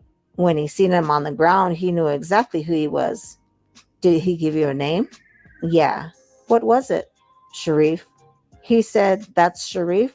That's the dude that happened to. I knew Sharif too. I didn't know who he was when I seen him got shot, but when Damon refreshed my memory who he was, he said his name, I knew who he was. You had seen Sharif around then? Yeah. You came around, you saw Sharif laying there, and Damon was standing just to the front and to the left of you. Is that fair to say as you're looking at Sharif? Yes, sir. Down the nigga with what him. do you remember happening next? For getting in his Someone came out of nowhere and shot Damon. Now, you're saying somebody, and on the night, we'll get to that. But you, initially, when you talked to the police, you were asked to look at a photo 6-pack, right? What you mean? So now she's getting to the part that the night that the murder happened, murders, plural, happened, Melvin Banks, a.k.a. Snoopy Badazz, would talk to the detectives, and they asked him to look at a photo 6-pack, right? Now, listen to this. This is nasty work. Hit that like button, man. What is y'all on? We got the content, man. A photo with 6 individuals photographed in the lineup and asked to identify who you thought shot Damon. Remember that? That was days afterwards. But you didn't. So he's not denying whether or not he picked somebody out in the 6-pack. She said it was the night that it happened. He said, oh, no, that was days after. So you would have picked somebody out in the 6-pack, right? Identify that person? No, I didn't. Do you see the person who shot Damon that night here in court today? I really can't remember. I went into shock. Mr. Banks, you said that you're here and you have to tell the truth, right? I am telling the truth. You're incarcerated, right? You're in jail? Yes, sir. And you understand that do you understand that a person who comes to court to testify against another person, what is that person usually known as? You can say it right here in court. Snitch. So Snoopy Badazz is insulting you niggas' intelligence, telling y'all he's not a snitch. Telling you guys it don't matter that he testified on the stand. But the district attorney is telling him, you're in jail, right? Right. And I know this is hard, right? But the facts of this case, you're here to tell the truth, right? Yeah, I'm here to tell the truth. Well, you're in jail, and do you understand that a person who comes to court to testify against another person, what is that person usually known as? You can say it here in court. So she's asking him what he's doing and what it's called, right? And he answers the question, a snitch. You know what I'm saying? She's saying that she knows he doesn't want to be called a snitch, and it's hard for him because he's in jail. He knows that he's snitching. But today, this fake ass CB4 Jerry Curl Eazy-E impersonating nigga that came with this whole publicity stunt as if he's from Bompton, Hollywood, Paru, which he did get put on at one point, but that was after about 2 or 3 other hoods he was claiming. You know what I'm saying? But this nigga know that he's a rat. He knows he was ratting. We finna rewind that part so y'all can hear her say it again. This is Snoopy Badazz telling you he knows he's a snitch. Let's go. I went into shock. Mr. Banks, you said that you're here and you have to tell the truth, right? I am telling the truth. You're incarcerated, right? You're in jail? Yes, sir. And you understand that a person who, or do you understand that a person who comes to court to testify against another person, what is that person usually known as? You can say it right here in court. Snitch. Right. Now we understand that. That's how it works. But in court today, you're saying that's your best friend, one of your best friends here. People's one, and he was killed, right? Yes, sir. Killed before your eyes. Is that right? Yes, sir. And you saw the person who didn't. Isn't that true? Yes, sir. I'll ask you again. Do you see the person who killed your friend? Yeah, he's sitting over there. And you indicated with your... He described the whole murder scene, everything that happened, act like he didn't want to give the guy up, even though he already identified this dude in a 6-pack days after the murder happened. He done already told the police that he was at the scene of the crime. So they know that you done seen something because you done told them that you done seen something. You done picked somebody out the 6-pack. They tell you they know it's hard because you're in jail. And what are you doing on the stand testifying against somebody else? What is that called? Snitching. Is Snoopy Bad Azz replied. And then they said, I ask you again, do you see the person who killed your friend? He said, yeah, he's sitting over there. Duse, he said, I know what I'm doing. I know what I'm. He knew he was squealing and willing for that Dylan. You understand what I'm saying? He knew he was telling. That's why he's trying to change the narrative, like CS2 back and be like, we ain't worried about the people we ain't worried about people who already told in the paperwork. We worried about people that's not in the paperwork. Nah, nigga, we worried about you too, nigga. We worried about you too. You ain't getting away from this. CB4 Jerry Curl Juice Dripper. Oh man. We got you, nigga. We got you. He got himself. He tricked himself. Then he said, yeah, he's sitting over there. And then the question was, and you indicated with your head, the far end of counsel's table, my left. Is he wearing the blue shirt and gold rimmed glasses? Answer, yes, sir. Mr. Aki, identifying for the record the defendant. Your Honor, the court, yes. So Mr. Banks testified, described the black man as being the murderer, picked the man up out of 6-pack. We don't even got to see this no more. This is why you're not accepted in our community. This is why, even though you echo in the voice that we've been doing for 2 years and exposing CS2 back, don't try to be buddy-buddy with us. Don't play good cop because CS2 and say CS2 back is a bad cop. Y'all both rats. You didn't have no problem with him when you was on No Jumper, and he told you did bad.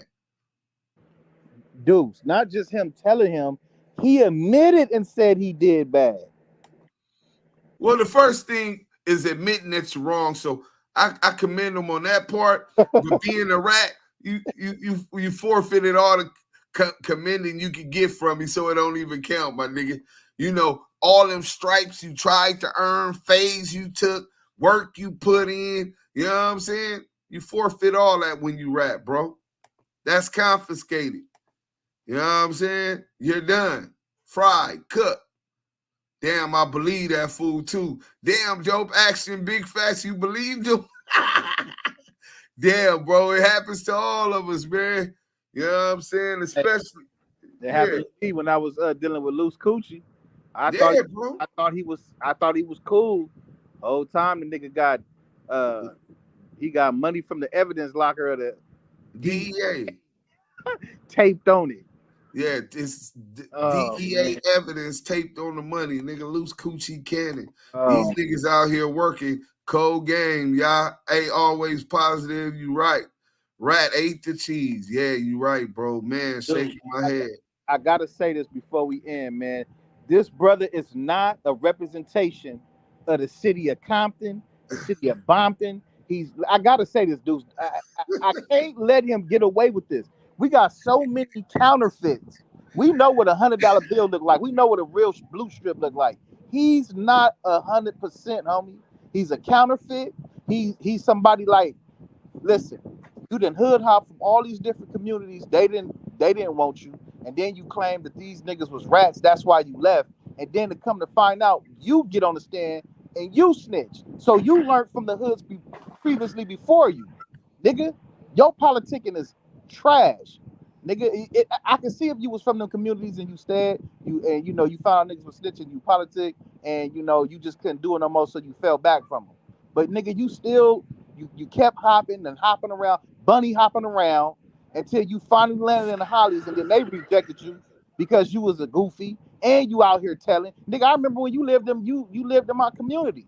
And wait, you said this nigga used to live in the Wilmington Arms? Yeah, bro, he used to live in the hood, bro. He was dealing you gotta tell us about that, y'all. Bro, he was dealing with a homie that I know, baby mama. You know what I'm saying? And I guess them two niggas had issues and about a female. I didn't know the gist of it. I just knew that he lived with her and they was dealing with each other, and the homie wasn't feeling it, so they was, he got the nigga up out of there. You feel me? And that nigga Snoopy moved. Oh yeah, but he didn't want to come outside, huh? He was ducking that fade, huh? Most definitely. But not even just that, bro was just a weirdo. You know what I'm saying? Like, he stayed in the house. He didn't come outside. You know what I'm saying? Well, yeah. Was he claiming Hollywood at that time? I'm gonna be honest with you, bro. I have no idea. That nigga was in the house. I didn't deal with him. He was in the house all the time. I didn't deal with that dude. You feel me? Right. But regardless of that, bro, you not a representation of, you not even an original nigga from the city. You came from, I don't know where you came from, Moreno Valley. I don't know where this nigga from. But he ain't from the hub. He can keep the hub up out his motherfucking mouth. Salute Choppy Woppy for exposing this goofy nigga. Salute everybody who got on board and exposed the paperwork and did they due diligence and bringing that paperwork to the lights. Dudes know how I feel about snitching. I politic on niggas on the daily for this shit. You know what I'm saying? So I can't fuck with no nigga like that. You ain't no representation of the city, and any nigga that done did some secret snitching and they come out, your ass is getting ETE, nigga. We gonna expose your goofy ass, nigga. You ain't no representation of us, the real Damus and the real Kiwes that's not hiding behind nothing, standing on business. We do not accept you, bro. We don't accept that, nigga. Your ass getting booted. He has no voice in our community.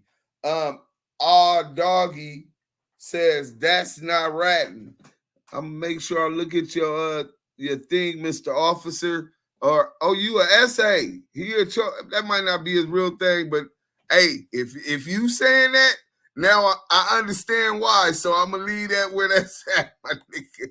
Y'all politics a lot different from our politics. You know what I'm saying? Hey, but yeah, bro, this nigga went out bad. It ain't gonna take that long. I want to get into this, how long we been on? We can wait till tomorrow, man. Do y'all want some more? Y'all ain't even, what them likes are looking like. If they being interactive, man, share this, man. We got some new shit we want to speak on. Oh, always positive. Yah L, could you do the pleasures? We got a super chat. Oh, snap. We got a Snoop. Oh, always positive. We got, he definitely ain't no real Compton nigga on Yah Gang. Always positive with the $9.99 super chat. We appreciate you, brother. Salute to you, your family, anything and everything got donated to the Damu Kiwe conversation team is highly appreciated. Blessings to you. Zenny Valentine said, I like y'all content. I have an idea for y'all too. Well, hit me in my back, Oh, he said he's German and Irish. Yeah, I believe you working with the Germans. So your code of ethics and your moral compass is totally the opposite of us. We come from different struggles. They would have forced you into being do a certain amount of hours, kind of like how people got to do community service. Your community service would have been a slave catcher in the early slave days, you know what I'm saying? So you kind of like, you know, you have to put your little hours in. Every U.S. citizen had a duty to do a certain amount of hours as a slave catcher, even those that were against slaves or didn't have no slaves. So you grew up believing in this system because it benefited you and working with and calling law enforcement, enjoying that white privilege, right? People like us were the rebellious slaves that were being chased when we were trying to run away because we got tired of seeing our mothers being raped or our wives being raped. You know what I'm saying? Our children being molested. You know what I'm saying? Whipped, limbs chopped off, treated like cattle. Fed to alligators and alligator bait, stretched with alligator bait. Yeah, man. Unaliving of babies, slamming them up against the head, the buck breaking of the strong, rebellious brothers that was on the plantations, who left the plantations. The strong ones is going to be up in them swamps. You know what I'm saying? Rest in peace, Nat Turner. You know? So yeah, I definitely get that you come from a different perspective, but this is kind of like, you can watch the content, but this is kind of like where we draw the line in the sand. I see you on that side. You've been conditioned to believe this, and I'm cool with that. We respectfully disagree. I love all races. I could believe that too. But I don't believe it, because if you believe and you loved all races, then you will want for your brother. That's what the Quran say. You want for your brother what you want for yourself. So that means that you endorse reparations, right? 40 acres and a mule, payback for a debt that was never made right, equitable debt. So you do advocate for that, right, all dog? Even though you work with the government, you know what I'm saying, or believe in working with the government, you know what I'm saying, as a German, you know what I'm saying? Let me know, because we don't got no issues with the races. You're going to have some people on the front line that's straight from Germany, but they understand that it's really the government against the people. Shit, they had to kill me because I ain't chasing after nobody for no slave masters or law enforcement, even as a white man. Fuck that. Well, they wouldn't have killed you. I think that they taxed you. Like if you didn't do it, they gave you an ordinance. I'm gonna have to research that, or maybe even imprisoned you. Shit, they have. Okay, let's go. Doggy, I hate the government. Hey, doggy, I'm starting to love you already. My type of white guy. You know what I'm saying? Now that's something we can work with. Hey, doggy, tell us how that's not snitching. We ain't finna get into that. We all know that's snitching. He can't relate. He don't relate to us. Yeah, but that's where the communication and the conversation come from. We are able to dialogue and build with each other. Maybe he could get a little bit of understanding. Not like he really walked in our chucks, that kind of understanding, but he could better understand our position and where he's at with it. You know what I'm saying? That's well said, and welly dialogue to put Deuce, because I would have went hard on his ass. Hey, could somebody put the number of likes in the chat? How many likes we got? Because if we ain't got at least 100 and some likes, I'm gonna end this live, and y'all gonna have to wait till tomorrow. But 130, yeah, that's good enough. Hit them like buttons. If we could get they said 131. If we could get 25 more likes, I'll run some of this exclusive content freshly released. Hey, Li, what up? What up? Hey, let's cut back on the cursing. Let's cut back on the cursing because we streamed live, but we finna go. Shout out my boy, Scanless Los Angeles TV. We gonna be reacting to this tomorrow, and I'm gonna get into some more of the Ray J Rico. and some of the evidence thereof. They even got my video as evidence in the new RICO against Ray J and Wack100. A new RICO allegations filed in federal court. Hey, shout out my boy Scandalous Los Angeles TV. Hey, Pork Butt Los Angeles TV. Y'all need to go check that shit out, because that nigga be dissecting shit. Scandalous Los Angeles, man. You the truth, my nigga. I swear to God. Scandalous TV, Scandalous Los Angeles. Shout out to Scandalous Los Angeles. Scandalous Los Angeles. I just waited till we come in. Shout out to Scandalous Los Angeles TV. No, you the truth, Scandalous Los Angeles. Hey, you my favorite. Scandalous don't even know. I was really depressed until he did that shit with, playing with my family. We'll be exposures. Oh, West Side Crip, nigga. Shout out to all them dudes, man. Scandalous TV, I'm going to give you a shout out, Scandalous TV. This is 600. The best to do it and get away with it. Hey, make sure y'all shout out Scandalous TV. Like, share, and subscribe. See y'all soon. Let's get it. Scandalous Los Angeles TV, some motherfucking loot. I got you. You did your job, bro. You did 60 diss videos against me. So you got it. Scandalous Los Angeles TV. Expose these nice ass niggas that think they somebody's. Shout out to Scandalous Los Angeles, man. We finna jump into this content without no further ado or don'ts, man. 3, 2, 1. Hey, what's up? We live for all the out there. What's up? Y'all want to be famous? Here you go. Welcome back to Scandalous Los Angeles TV, where we expose the exposers. The walls keep closing in on CS2 back, you guys. His snitch coat is being pulled in every direction. Just the other day, we heard the Wheeler County court clerk say she was just going to keep quiet and plead the fifth when it comes to Porky's gun case, being dismissed in the interest of justice. I'm just going to keep my mouth shut. I'm going to just keep my mouth shut. I'm going to plead the fifth on that. Well, today we're going to be listening to Reggie Wright, because we also spoke to him the other day.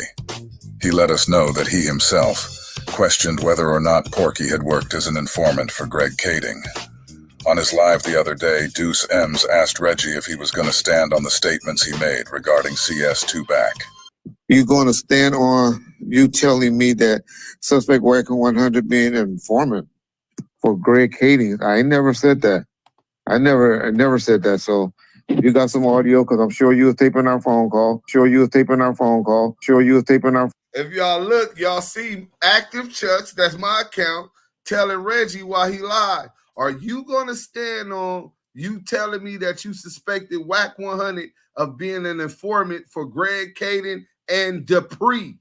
He tried to act like he didn't know who Dupree was when he's telling us about what Scandalous finna get into it. But this comes on the heels of me pressing like this nigga saying I got my jaw broke and I got DP. Never, ever in my life have I been DP. Not once. Nigga, I called the DPs, nigga. Not only just called them, ran the DPs. Nigga, I ain't never had my motherfucking jaw broke.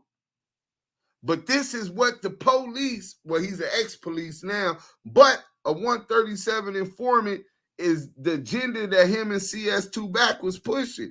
So we tried, he said, well, look, I don't want to come at you. You just owe me because of Wack. Let's squash it. I said, okay, cool. But while we was on the phone, he told me that he suspected Wack100 of being an informant, and he thought so much of that he went and asked Greg Kading and he asked Dupree, was Wack100 the informant? So let's get into it. Phone call. Just to put a little paint where it ain't, there was more than one phone call. There were 3 phone calls in total, and I was on all 3 of them. The first phone call, Reggie told us that he asked Greg and Dupree if CS2 back ever worked as an informant for them. He tried to act like he couldn't remember Dupree's name, though. At any rate, Reggie said he asked them if Porky worked as an informant for them, and Reggie insisted that Greg and Dupree emphatically tried to convince him that, no, he did not. The conversation went on for about 2 to 3 minutes, and out of nowhere, without anyone asking him, Reggie said, "Do you guys want to know why I believe that Wack might have been an informant?" Then he said, He became suspicious when he noticed that Wack's name was changed in Greg Kading's paperwork. He didn't say Greg's movie, he said Greg's paperwork. Before anyone could ask him the obvious question, which was, what was the name changed to? Reggie said, I don't know what his name was changed to.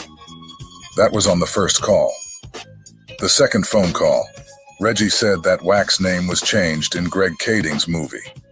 Remember, Reggie said all these things to us, believing that he was being recorded.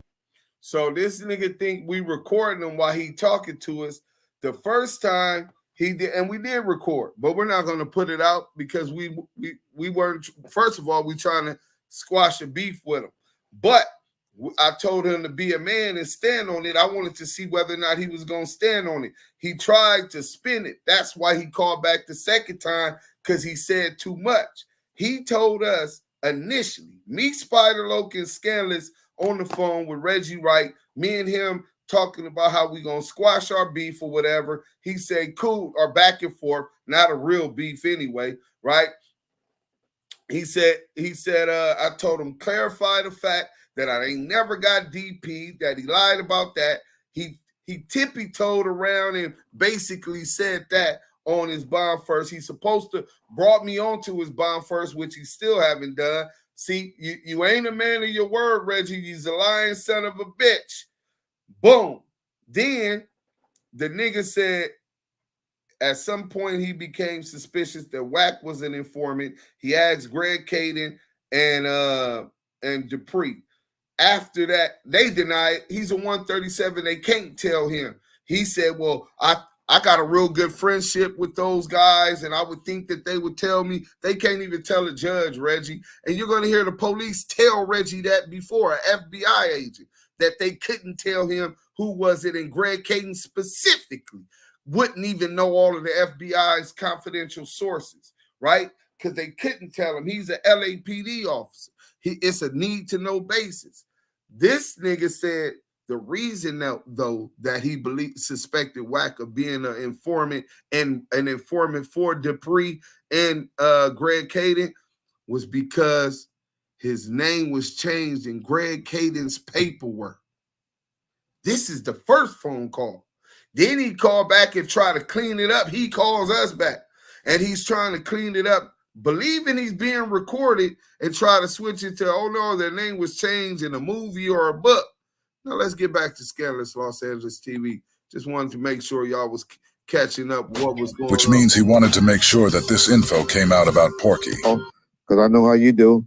And I have never said that he was an informant, or you use the word suspect. I did. Okay, let me just clear that up then, since you want to talk about it. I've had ex-cop friends of mine was Wack100 an informant on that case, because I noticed in the murder rap, either the book or the movie or something like that, or maybe Unsolved, that they changed his name. And he was one of the few people whose names got changed in the show of either Unsolved or Murder Rap. And they didn't use his name. And I think they didn't they didn't put Stutterbuck's name. So Stutterbuck, Wack, and Teresa Swan, they changed their names, and they didn't use his name. And I think they didn't they didn't put Stutterbuck's name. So Stutterbuck, Wack, and Teresa Swan, they changed their names. So now this is where the holes start to fall in his story. He tried to clean up by him saying too much by calling back, trying to get us to record him as he changed the story, saying that he didn't say it was changed in Greg Kading's paperwork. But the reason what he's saying doesn't make sense, because he said they never said Tanisha Swan name. They never said they changed Tanisha Swan name. They changed Stutterbox's name, and they changed Wack name in the movie. So let's go. But remember earlier he said they only changed 2 people name in the movie, but now it's 3. What lady? Teresa Swan. She's one of Suge's baby mamas. That's from the movie. We've got a search warrant. They said her name. You're in a shitload of trouble, Teresa. So as you guys just heard, Teresa Swan's real name was used in the movie. When we spoke to Reggie the second time, he told us that there was only 2 people whose names were changed in the movie, and he told us that CS2 Back was one of them. Hey, how about some good news? Yes, please. Got a new informant courtesy of Justine's friends at the Bureau. Might have some info on Suge. Your friends tell you any more than that? They say he's come through on some things, but I'm still vetting him. Name's Percy Locke. The woman that brings up Stutterbox is also the woman that CS2 Back was talking about when he said he met Stutterbox at Stevie's, and he brought an undercover FBI agent with him, talking about... Wack has told this story so many times about, well, he told 2 different versions of it, right? Which means she probably really lined them up, that it was 2 women that Stutterbox used to always bring to Stevie's on the Strip to eat, and then it was one time and it was 1 woman that he brought to Stevie's on the Strip to meet, and she was talking about Suge Knight and how her plug went dark, and she's trying to get 5 keys of work. So yeah, this is what this is who that's supposed to be. This is the story. This is Wack100. Let's go. About kilos of cocaine. I'm being recorded. Hold on, Box. Get the paperwork. Box, check this out. If you had as Stevie's that night, when I went up to the federal building with my attorney to get my files, they was there in flat jackets, bro. Now he getting his files. That's a fact. The light skin was in there with a FBI flag jacket. And his lawyer. So I don't know who had what, but I didn't care. They're talking about she out here to meet with Suge. Meet with some nigga to get some birds from New Orleans. She here, I had a Suge plug. I went to valet. I went to the fake bathroom, hit the valet. Box, you called me asking me where I was at. Did you not? Where you at? Yeah. Box, started talking greasy. I got up out of there, homie. I told you that. Right, because they faked his ballpark. They had me thinking you were trying to lie me a dog. They played both sides against the middle, right? And I told you I was trying to wrong line you, nigga. They played both sides against the middle. Pay attention to that too. Stutterbox said that the police played him and Wack against each other because the police told Stutterbox that Wack tried to line him up for Del Dog to get closer to Shaquille O'Neal and Del Dog and them in the bag. Conspiracy to murder. Remember, Stutterbox had been said that. Stutterbox has went public and admitted that he went to the police to put some protection on his family after he was kidnapped, robbed, and pistol whipped. What Stutterbox has not went public and said, though, is that he was working with the FBI to help them lock up Marion Knight. He's never publicly admitted that he brought an FBI agent with him to meet with Porky. He told us that he went to the police after Del Dog had him kidnapped. And I almost lost my life. My wife almost lost her life. My Rolls Royce got shut up like 30 times. And I stayed, I stayed moving around, but they threatened to kidnap my niece. She's 12 years old, and my nephew, and they was babies. And I made a conscious decision to put some protection on my family because I know I supposed to kept it in the streets, cuz I supposed to kept it in the streets. What I did was totally against the grain, but me as a man, I can live with that because little Stutterbox got killed. My little homie. And I couldn't go to Thanksgiving to my mom's house, and my sisters and brothers is there, and all my kids there, and their kids is not because of me, cuz. And did nobody go to jail, get sent to prison? I just put some awareness to the situation so a nigga keep the heat off, the hurt off my family.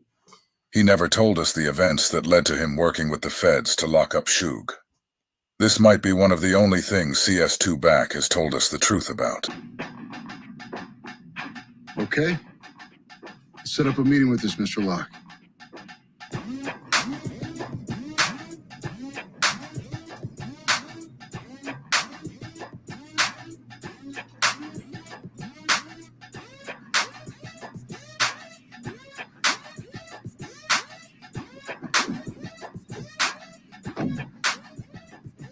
This can't be our guy.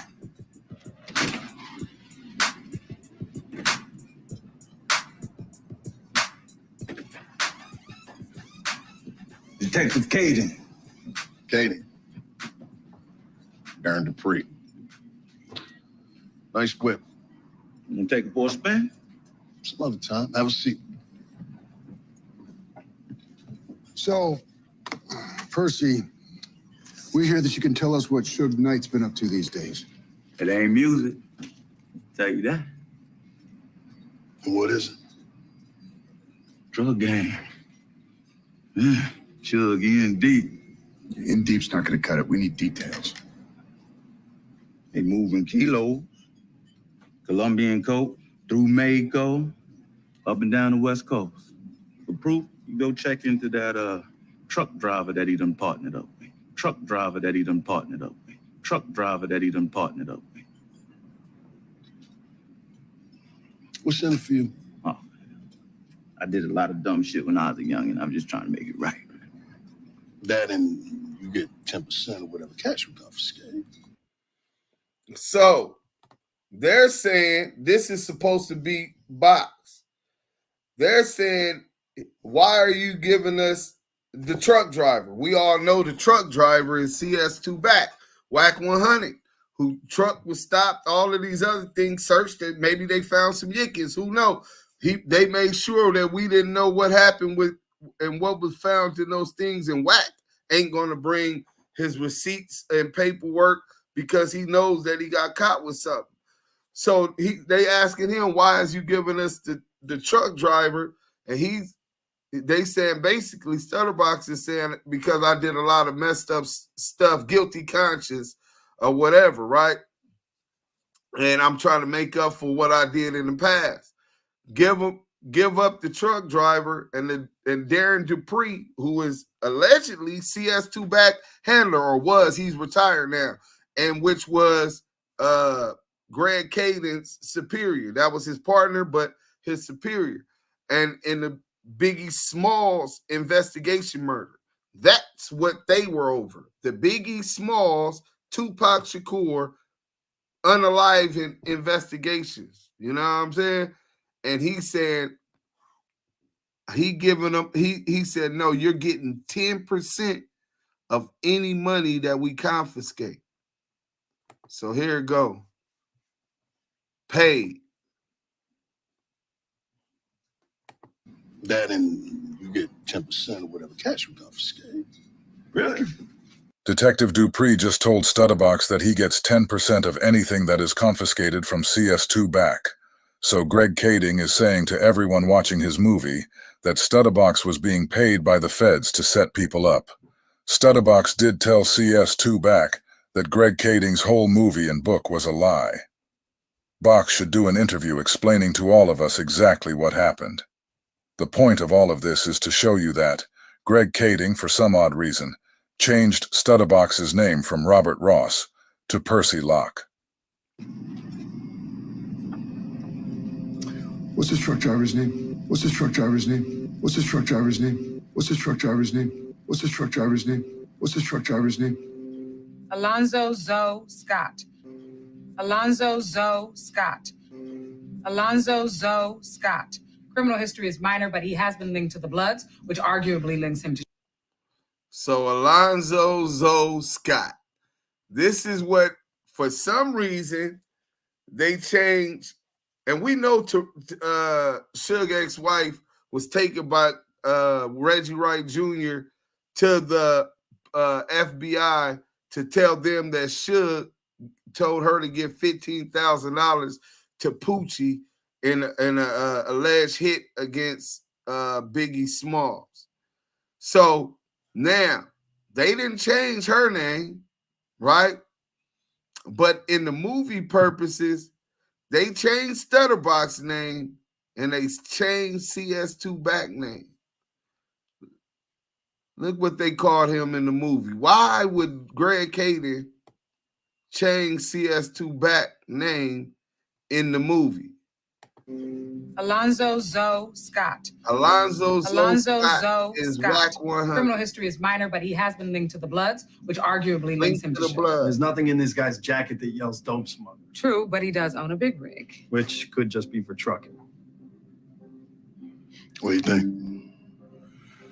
Well, we already know that Suge's a two-time felon, so if we can jam up this guy's Zoe, get him to flip on Suge, then that's strike three. If we can jam up this guy's Zoe, get him to flip on Suge, then that's strike three. There were no arrests made other than Cash Jones. So their intent was to hem up Zoe, which is Wack100, get him to flip because they got leverage over him, dope, guns, whatever they find on him. Talk to him, get him to flip. Once they get him to flip, he gives them Suge Knight. Suge Knight gets his third strike and they get him off the street. Wack said they never found nothing. Greg Caden comes and lies for him, but you have Detective Coet, a sheriff on the Main Street case. Greg Caden is on the Biggie Small Tupac Shakur murder investigation. He just helped federalize the Main Street investigation.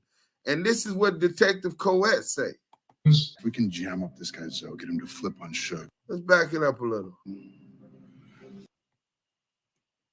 What's this truck driver's name? What's this truck driver's name? What's this truck driver's name? What's this truck driver's name? What's this truck driver's name? Alonzo Zoe Scott. Alonzo Zoe Scott. Alonzo Zoe Scott. Criminal history is minor, but he has been linked to the Bloods, which arguably links him to Suge. There's nothing in this guy's jacket that yells dope smuggler. True, but he does own a big rig. Which could just be for trucking. What do you think? Well, we already know that Suge's a two-time felon, so if we can jam up this guy's Zoe, get him to flip on Suge, then that's strike three. If we can jam up this guy's Zoe, get him to flip on Suge, then that's strike three. There were no arrests made other than Cash Jones. If we can jam up this guy's Zoe, get him to flip on Suge, then that's strike. Why do you think Greg Caden is saying and Wack100 saying he was never caught or arrested, but Detective Coet is saying that he was the only person arrested? Strike three. Puts him in the crosshairs of life in prison. Leverage like that. He might just tell us what happened to Biggie. Because of this, a man with a background in law enforcement like Reggie. They wanted CS2 back to tell him what happened to Biggie. Wack100 admits he went to the 64th floor and talked to Greg Caden and Darren Dupree.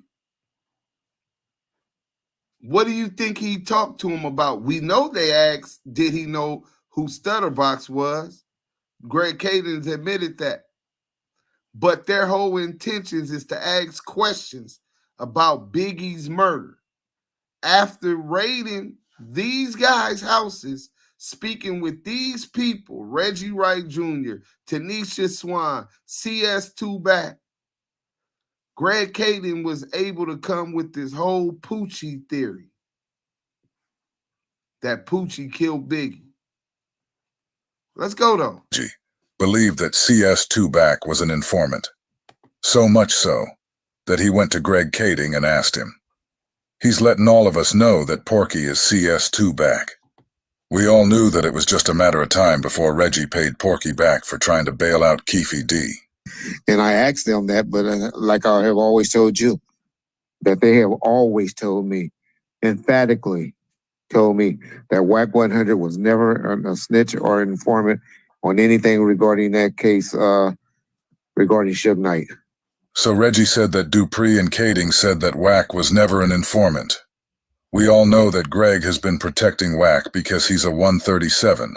Okay, you understand that the FBI, and I think it's probably a good way to end this part of the discussion. Back then, when I was working this case, there were two types of sources that the FBI had. A 270 source is somebody that's willing to testify. They're willing to get a break on whatever the situation they're caught up in, and to try to get a break, they're willing to testify. They have to testify, or we would not open them up as 70 source. Okay? Period. The other type of source is what we call the 137 source. And that's somebody that's not willing to testify, and we will never divulge their information, and we will never state whether they were an FBI source or not. And the reason for that is for a couple reasons. One, it's not only to protect the source, but two, it's to show sources out there that when the FBI gives their word, when they want somebody to cooperate, if that person is willing to cooperate, but they don't want anybody to know that they're cooperating, they don't want anybody to know the kind of information they're providing or what the reasons are that they are providing the information and cooperating, that we will never divulge their name. That includes even in front of a judge. Okay? Now that's a pretty strong relationship that the FBI would have with what we call the 137 source back then. Okay? So that's no big deal. The big deal is that in Greg's entire movie, he only changed two people's names, Stutterbox and CS Two-Back. And I'll stand on that. And that is what I told you. So if you have some audio of me, I'm sure you do, saying anything differently, then please release it. Because then I'm definitely a liar then. So there you have it. So he's saying, I know you have the audio because he knows that that's what he said. Let's get back into this and finish this off. Reggie is finally beginning to expose CS Two-Back. Greg Kading changed Porky's name to protect him, but Porky wanted fame so bad that he told everybody he was in Greg's movie. CS Two-Back lied to the world and told us that he helped free Shaq, Del Dog, and 6 other Main Street Crips. Let's listen to what Greg Kading has to say about this, and let's hear why he says the case was really dismissed. Well, first of all, Shaquille was not charged with anything. Shaquille had nothing, there was no charges or anything against him. It just, the whole issue between Stutterbox and Del Dog stemmed from Stutterbox's attempt to extort Shaquille. So those guys, the gangsters. Now, I do want to take this brief intermission right here to give y'all this two pieces of paper that y'all need to see from the paperwork on the Main Street case. They wanted to crack Wack100. He said he was never cracked.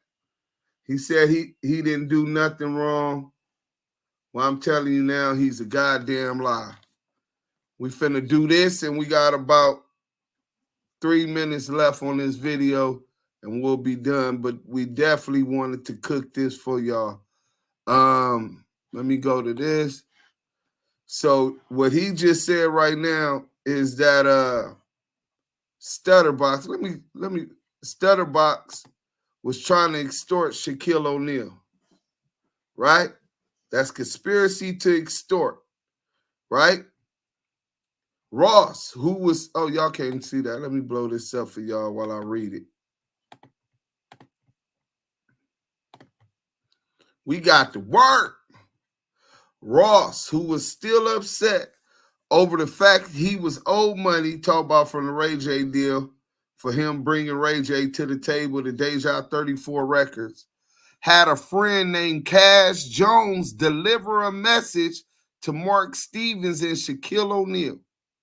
This is Stutterbox's statement to the police.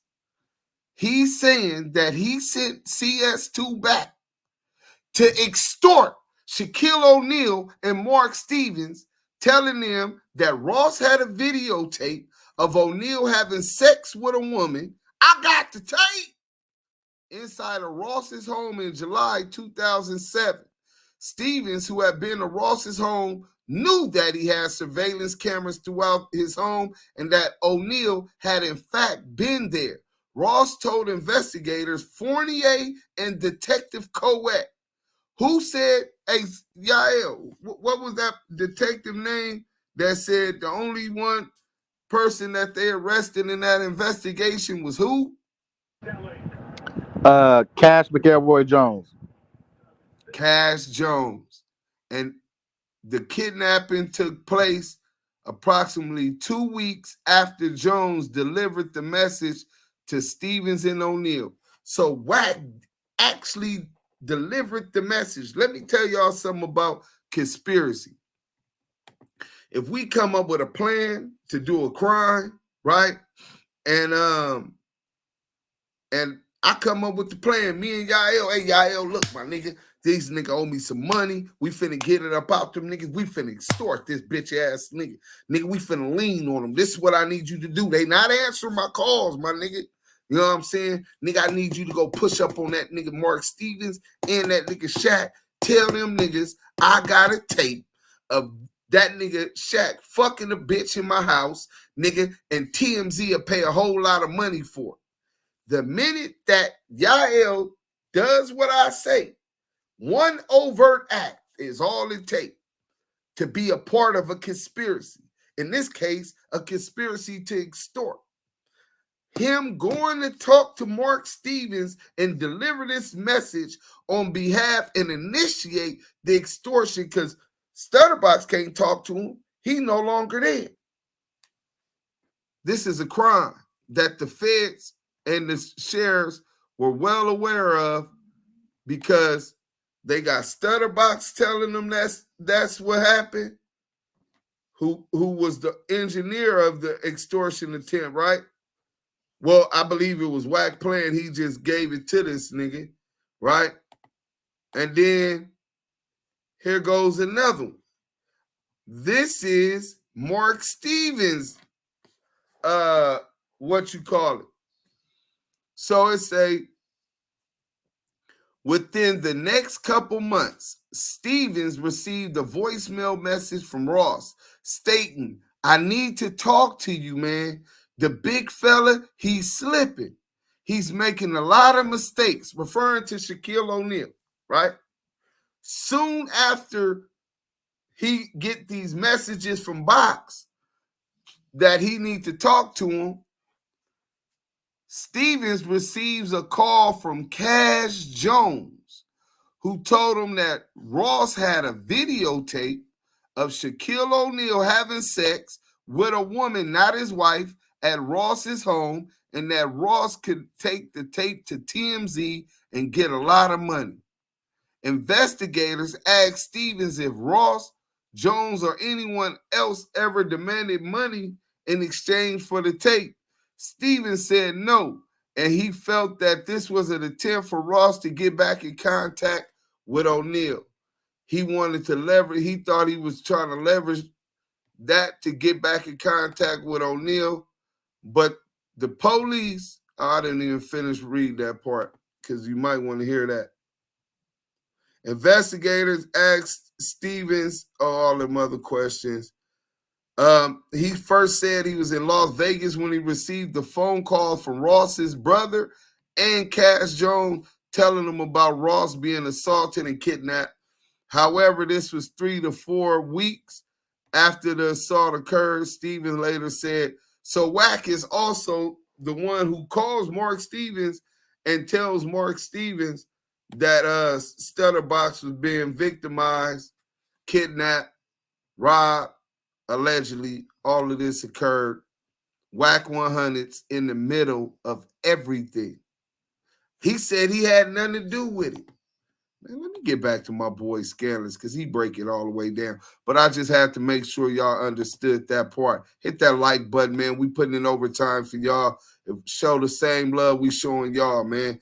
The like button is... From Main Street took it upon themselves to go and kind of discipline Stutterbox and do whatever they're going to do, take care of that shit on the streets.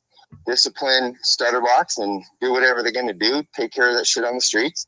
So Greg, being a detective, just said that Stutterbox was disciplined by the main streets, which is why Stutterbox went to the police. So Greg just admitted that Stutterbox did indeed have a crime committed against him. Keep that in mind.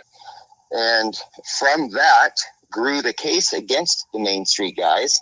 And it had a lot more to do with, you know, again, it was a whole gang investigation with narcotics and different types of criminal activity that the investigators were looking into. So with that being said, what did end up happening A bunch of guys got arrested. I don't know if there's half a dozen or 7. I'm not sure the number. They were all getting charged. And Stutterbox testified that he was not an informant. So what I did, because my friends were involved in that case, Christian and Darren Dupree, I knew that they were going to get pulled to the stand. And so I said, hey, Stutterbox has perjured himself. Whatever you do, don't go get up on the stand and deny that Stutterbox was an informant. Because now that you've got Stutterbox committing perjury on the stand, that whole case is now in jeopardy because the primary witness has lied. And so I contacted the district attorney and I told him, hey, this guy is a CI. I've sent him the paperwork, and said, I hate to see your case go to shit, that your primary witness is lying. He basically kind of ignored the whole situation. I'm like, fuck that. I don't want to see Dupree. I don't want to see Christian. I don't want to see them getting wrapped up in this bullshit. So I contacted, I think his name was Liddell Rawls. I think his Dell dog. Anyways, so I contacted, I think his name was Liddell Rawls. I think his Dell dog. Anyways, I contacted the defense attorney and I said, hey, just so you know, I don't want to see my friends get wrapped up in this bullshit with Stutterbox. Everything he touches goes to fucking, everything. He's a very dangerous person to be around. Insofar as he's manipulating anything and everything and everybody. And they said, so you know, he is a CI. He's an assigned informant, the LAPD. And if that's it. And so he contacted the DA, told the DA, listen, there's paperwork here that says that this guy's an informant. He just perjured himself. They went to the judge. The judge says, what do you guys want to do? And the DA says, let's dismiss this case. I can't start my case off where the first witness, the primary guy, is already committing perjury. The case was dismissed. It was just that simple. Box fucked up the whole case by himself by saying that he was not an informant. He's lying. That's not the only thing that fucked up the case. He said that was the only thing that fucked up the case. No, you can have somebody perjure themselves, but still give facts, and the court will hear it. They would give a special jury instruction about the perjurer's testimony. Oh, he doesn't want the world to know he's a snitch. He might be afraid by the public people finding out in the courtroom that he's a snitch. You don't have to believe that, but you can consider the other things that he said that maybe he could be telling the truth. That's how that goes. They're not just going to throw it away. What really happened was they caught him on wiretap trying to extort and get more money out of Shani O'Neal. You know what I'm saying? So now you got the witness finna trying to extort, and it was just went all the way bad. They whole case was good looking out, because that's what helped save Del Dog and them, who was fighting. Del Dog was fighting 3 strikes at that time. But let's finish this. Greg is such a manipulator and a liar. Greg Caden. So earlier we heard Greg say that Stutterbox was disciplined by the main streets, admitting that Stutterbox's claims were true. But for some reason, Greg Kading says he took it upon himself to contact Del Dog's lawyer and let him know that Stutterbox perjured himself when he said he was not an informant. Greg said it was a whole gang investigation, but he didn't want to see his friend Dupree and Christian have to take the stand. I'll let you guys come to your own conclusions on that. Well, Christian, what I do know about Christian is Christian and Detective Arenas were the 2 heads of the Main Street case. They were the leads where Wack tried to lie and say Greg Kading was the lead of the Main Street case. No, Arenas and Christian were the leads to the Main Street case. Matter of fact, I'm going to come with a video where you hear Greg Kading saying specifically that, right? So then he said Dupree, he didn't want Dupree testifying on that. Dupree is his partner. In fact, his superior, who he runs things by to get the okay on what they're doing on the Biggie and Tupac murder investigations. So why would he be testifying on in that case for the Main Streets if all y'all did was help federalize the Main Street case? He's all over the place and he lies and spins so much. Greg Caden is a piece of shit. Before I end this, I do want to ask Stutterbox a few questions, though. First question is, what did you do to make Greg Kading hate you so much? He admitted that you got disciplined, but also admitted that he went out his way to make sure your case didn't go through. I thought police wanted to put so-called criminals in jail. For some reason, he didn't want the people who committed a crime against you to be prosecuted. Instead, he wanted everyone to know that you were a signed informant. We all can see how much he protects Porky. Why does he treat you the total opposite? Second question is, when did you start working with the feds to lock up Suge? Next question is, when did CS2 back move across the street from you? Or did he live there before you did? Last question. You told Duse M's that CS2 back corroborated Greg Kading's story, saying Poochie killed Biggie. I did 4 years in the face. I did Greg Kading sent me to prison. Right. He got on the stand and sent me to prison. Because after the niggas did what they did and Wack knew about what he did, they couldn't take them to jail because they would have had to involve Wack. So Wack had to give him something clean. Wack gave him Poochie from Compton.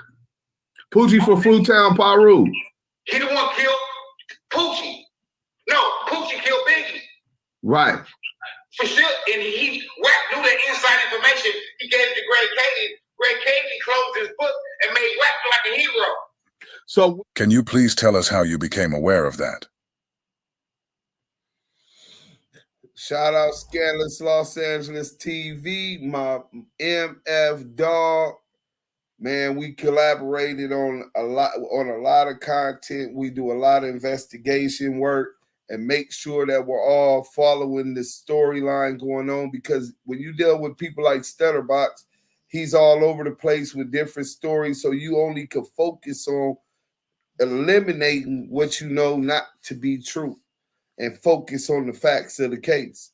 You know what I'm saying? Greg Kading is another spinster. I think they have some kind of training school where these Fed people learn how to spin like this. CS2 back. He's a master spinner. The art of spinning, he mastered it. He deflect and spin, rinse and wash again, deflect and spin. You know what I'm saying?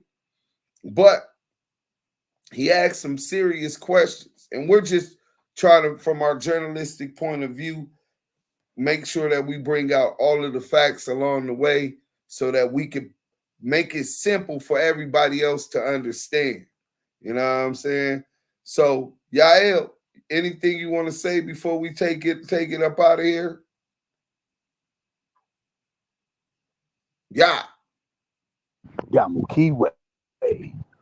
Conversations. That's all he want to say. Tune Nah, in. Nah, bro. I'm in my background be loud, bro. I don't want nobody in my background, but yeah, man. For the most part, elaborating on Snoopy Badazz, bro, is just one of the nails in the coffin, man. He had a lot of people already expose this cat for being a fraud and a voice in our community that's not allowed. You know what I'm saying? And I just hope people understand, like, me and Deuce, we about peace, we about unity, we about all that. We just not unifying with no rats, man. And they can't voice for us, they can't speak for us, they can't nothing for us, because they went against what we stand for. Like Deuce elaborated earlier, if we was back in those times and they was looking for those who was rebellion and not wanting to be a part of that, he'll be one of the ones that'll tell on us. Him, CS2 back, Greg K, Reggie, Pork Butt, 600, Loose, Coochie, all of them. These dudes are birds of a feather. They all like-minded and they all have the same characteristics. And then you fast forward and you see the type of stuff that these people condone. And they trying to justify it. That's not what we do, man. So I appreciate everybody tuning in. I appreciate everybody like, comment, and subscribing to the Damu Kiwe Conversation. Good try, though, Snoopy. You know what I'm saying? I know that you was blind to the fact that we are bore rats over here, my nigga. We do not rock with rats. This is what we do. Hashtag ETE, expose the exposing. This been another, I'll let Yah L take y'all out with it. Tell them, y'all. Y'all with Duse M the Dime, and you know, Yah L, the Kiwe pop star. Y'all been tuned into another hot live with another room on Clubhouse, another hot room on Clubhouse, man. This has been another hot edition of Damu Kiwe Conversations. We out of here.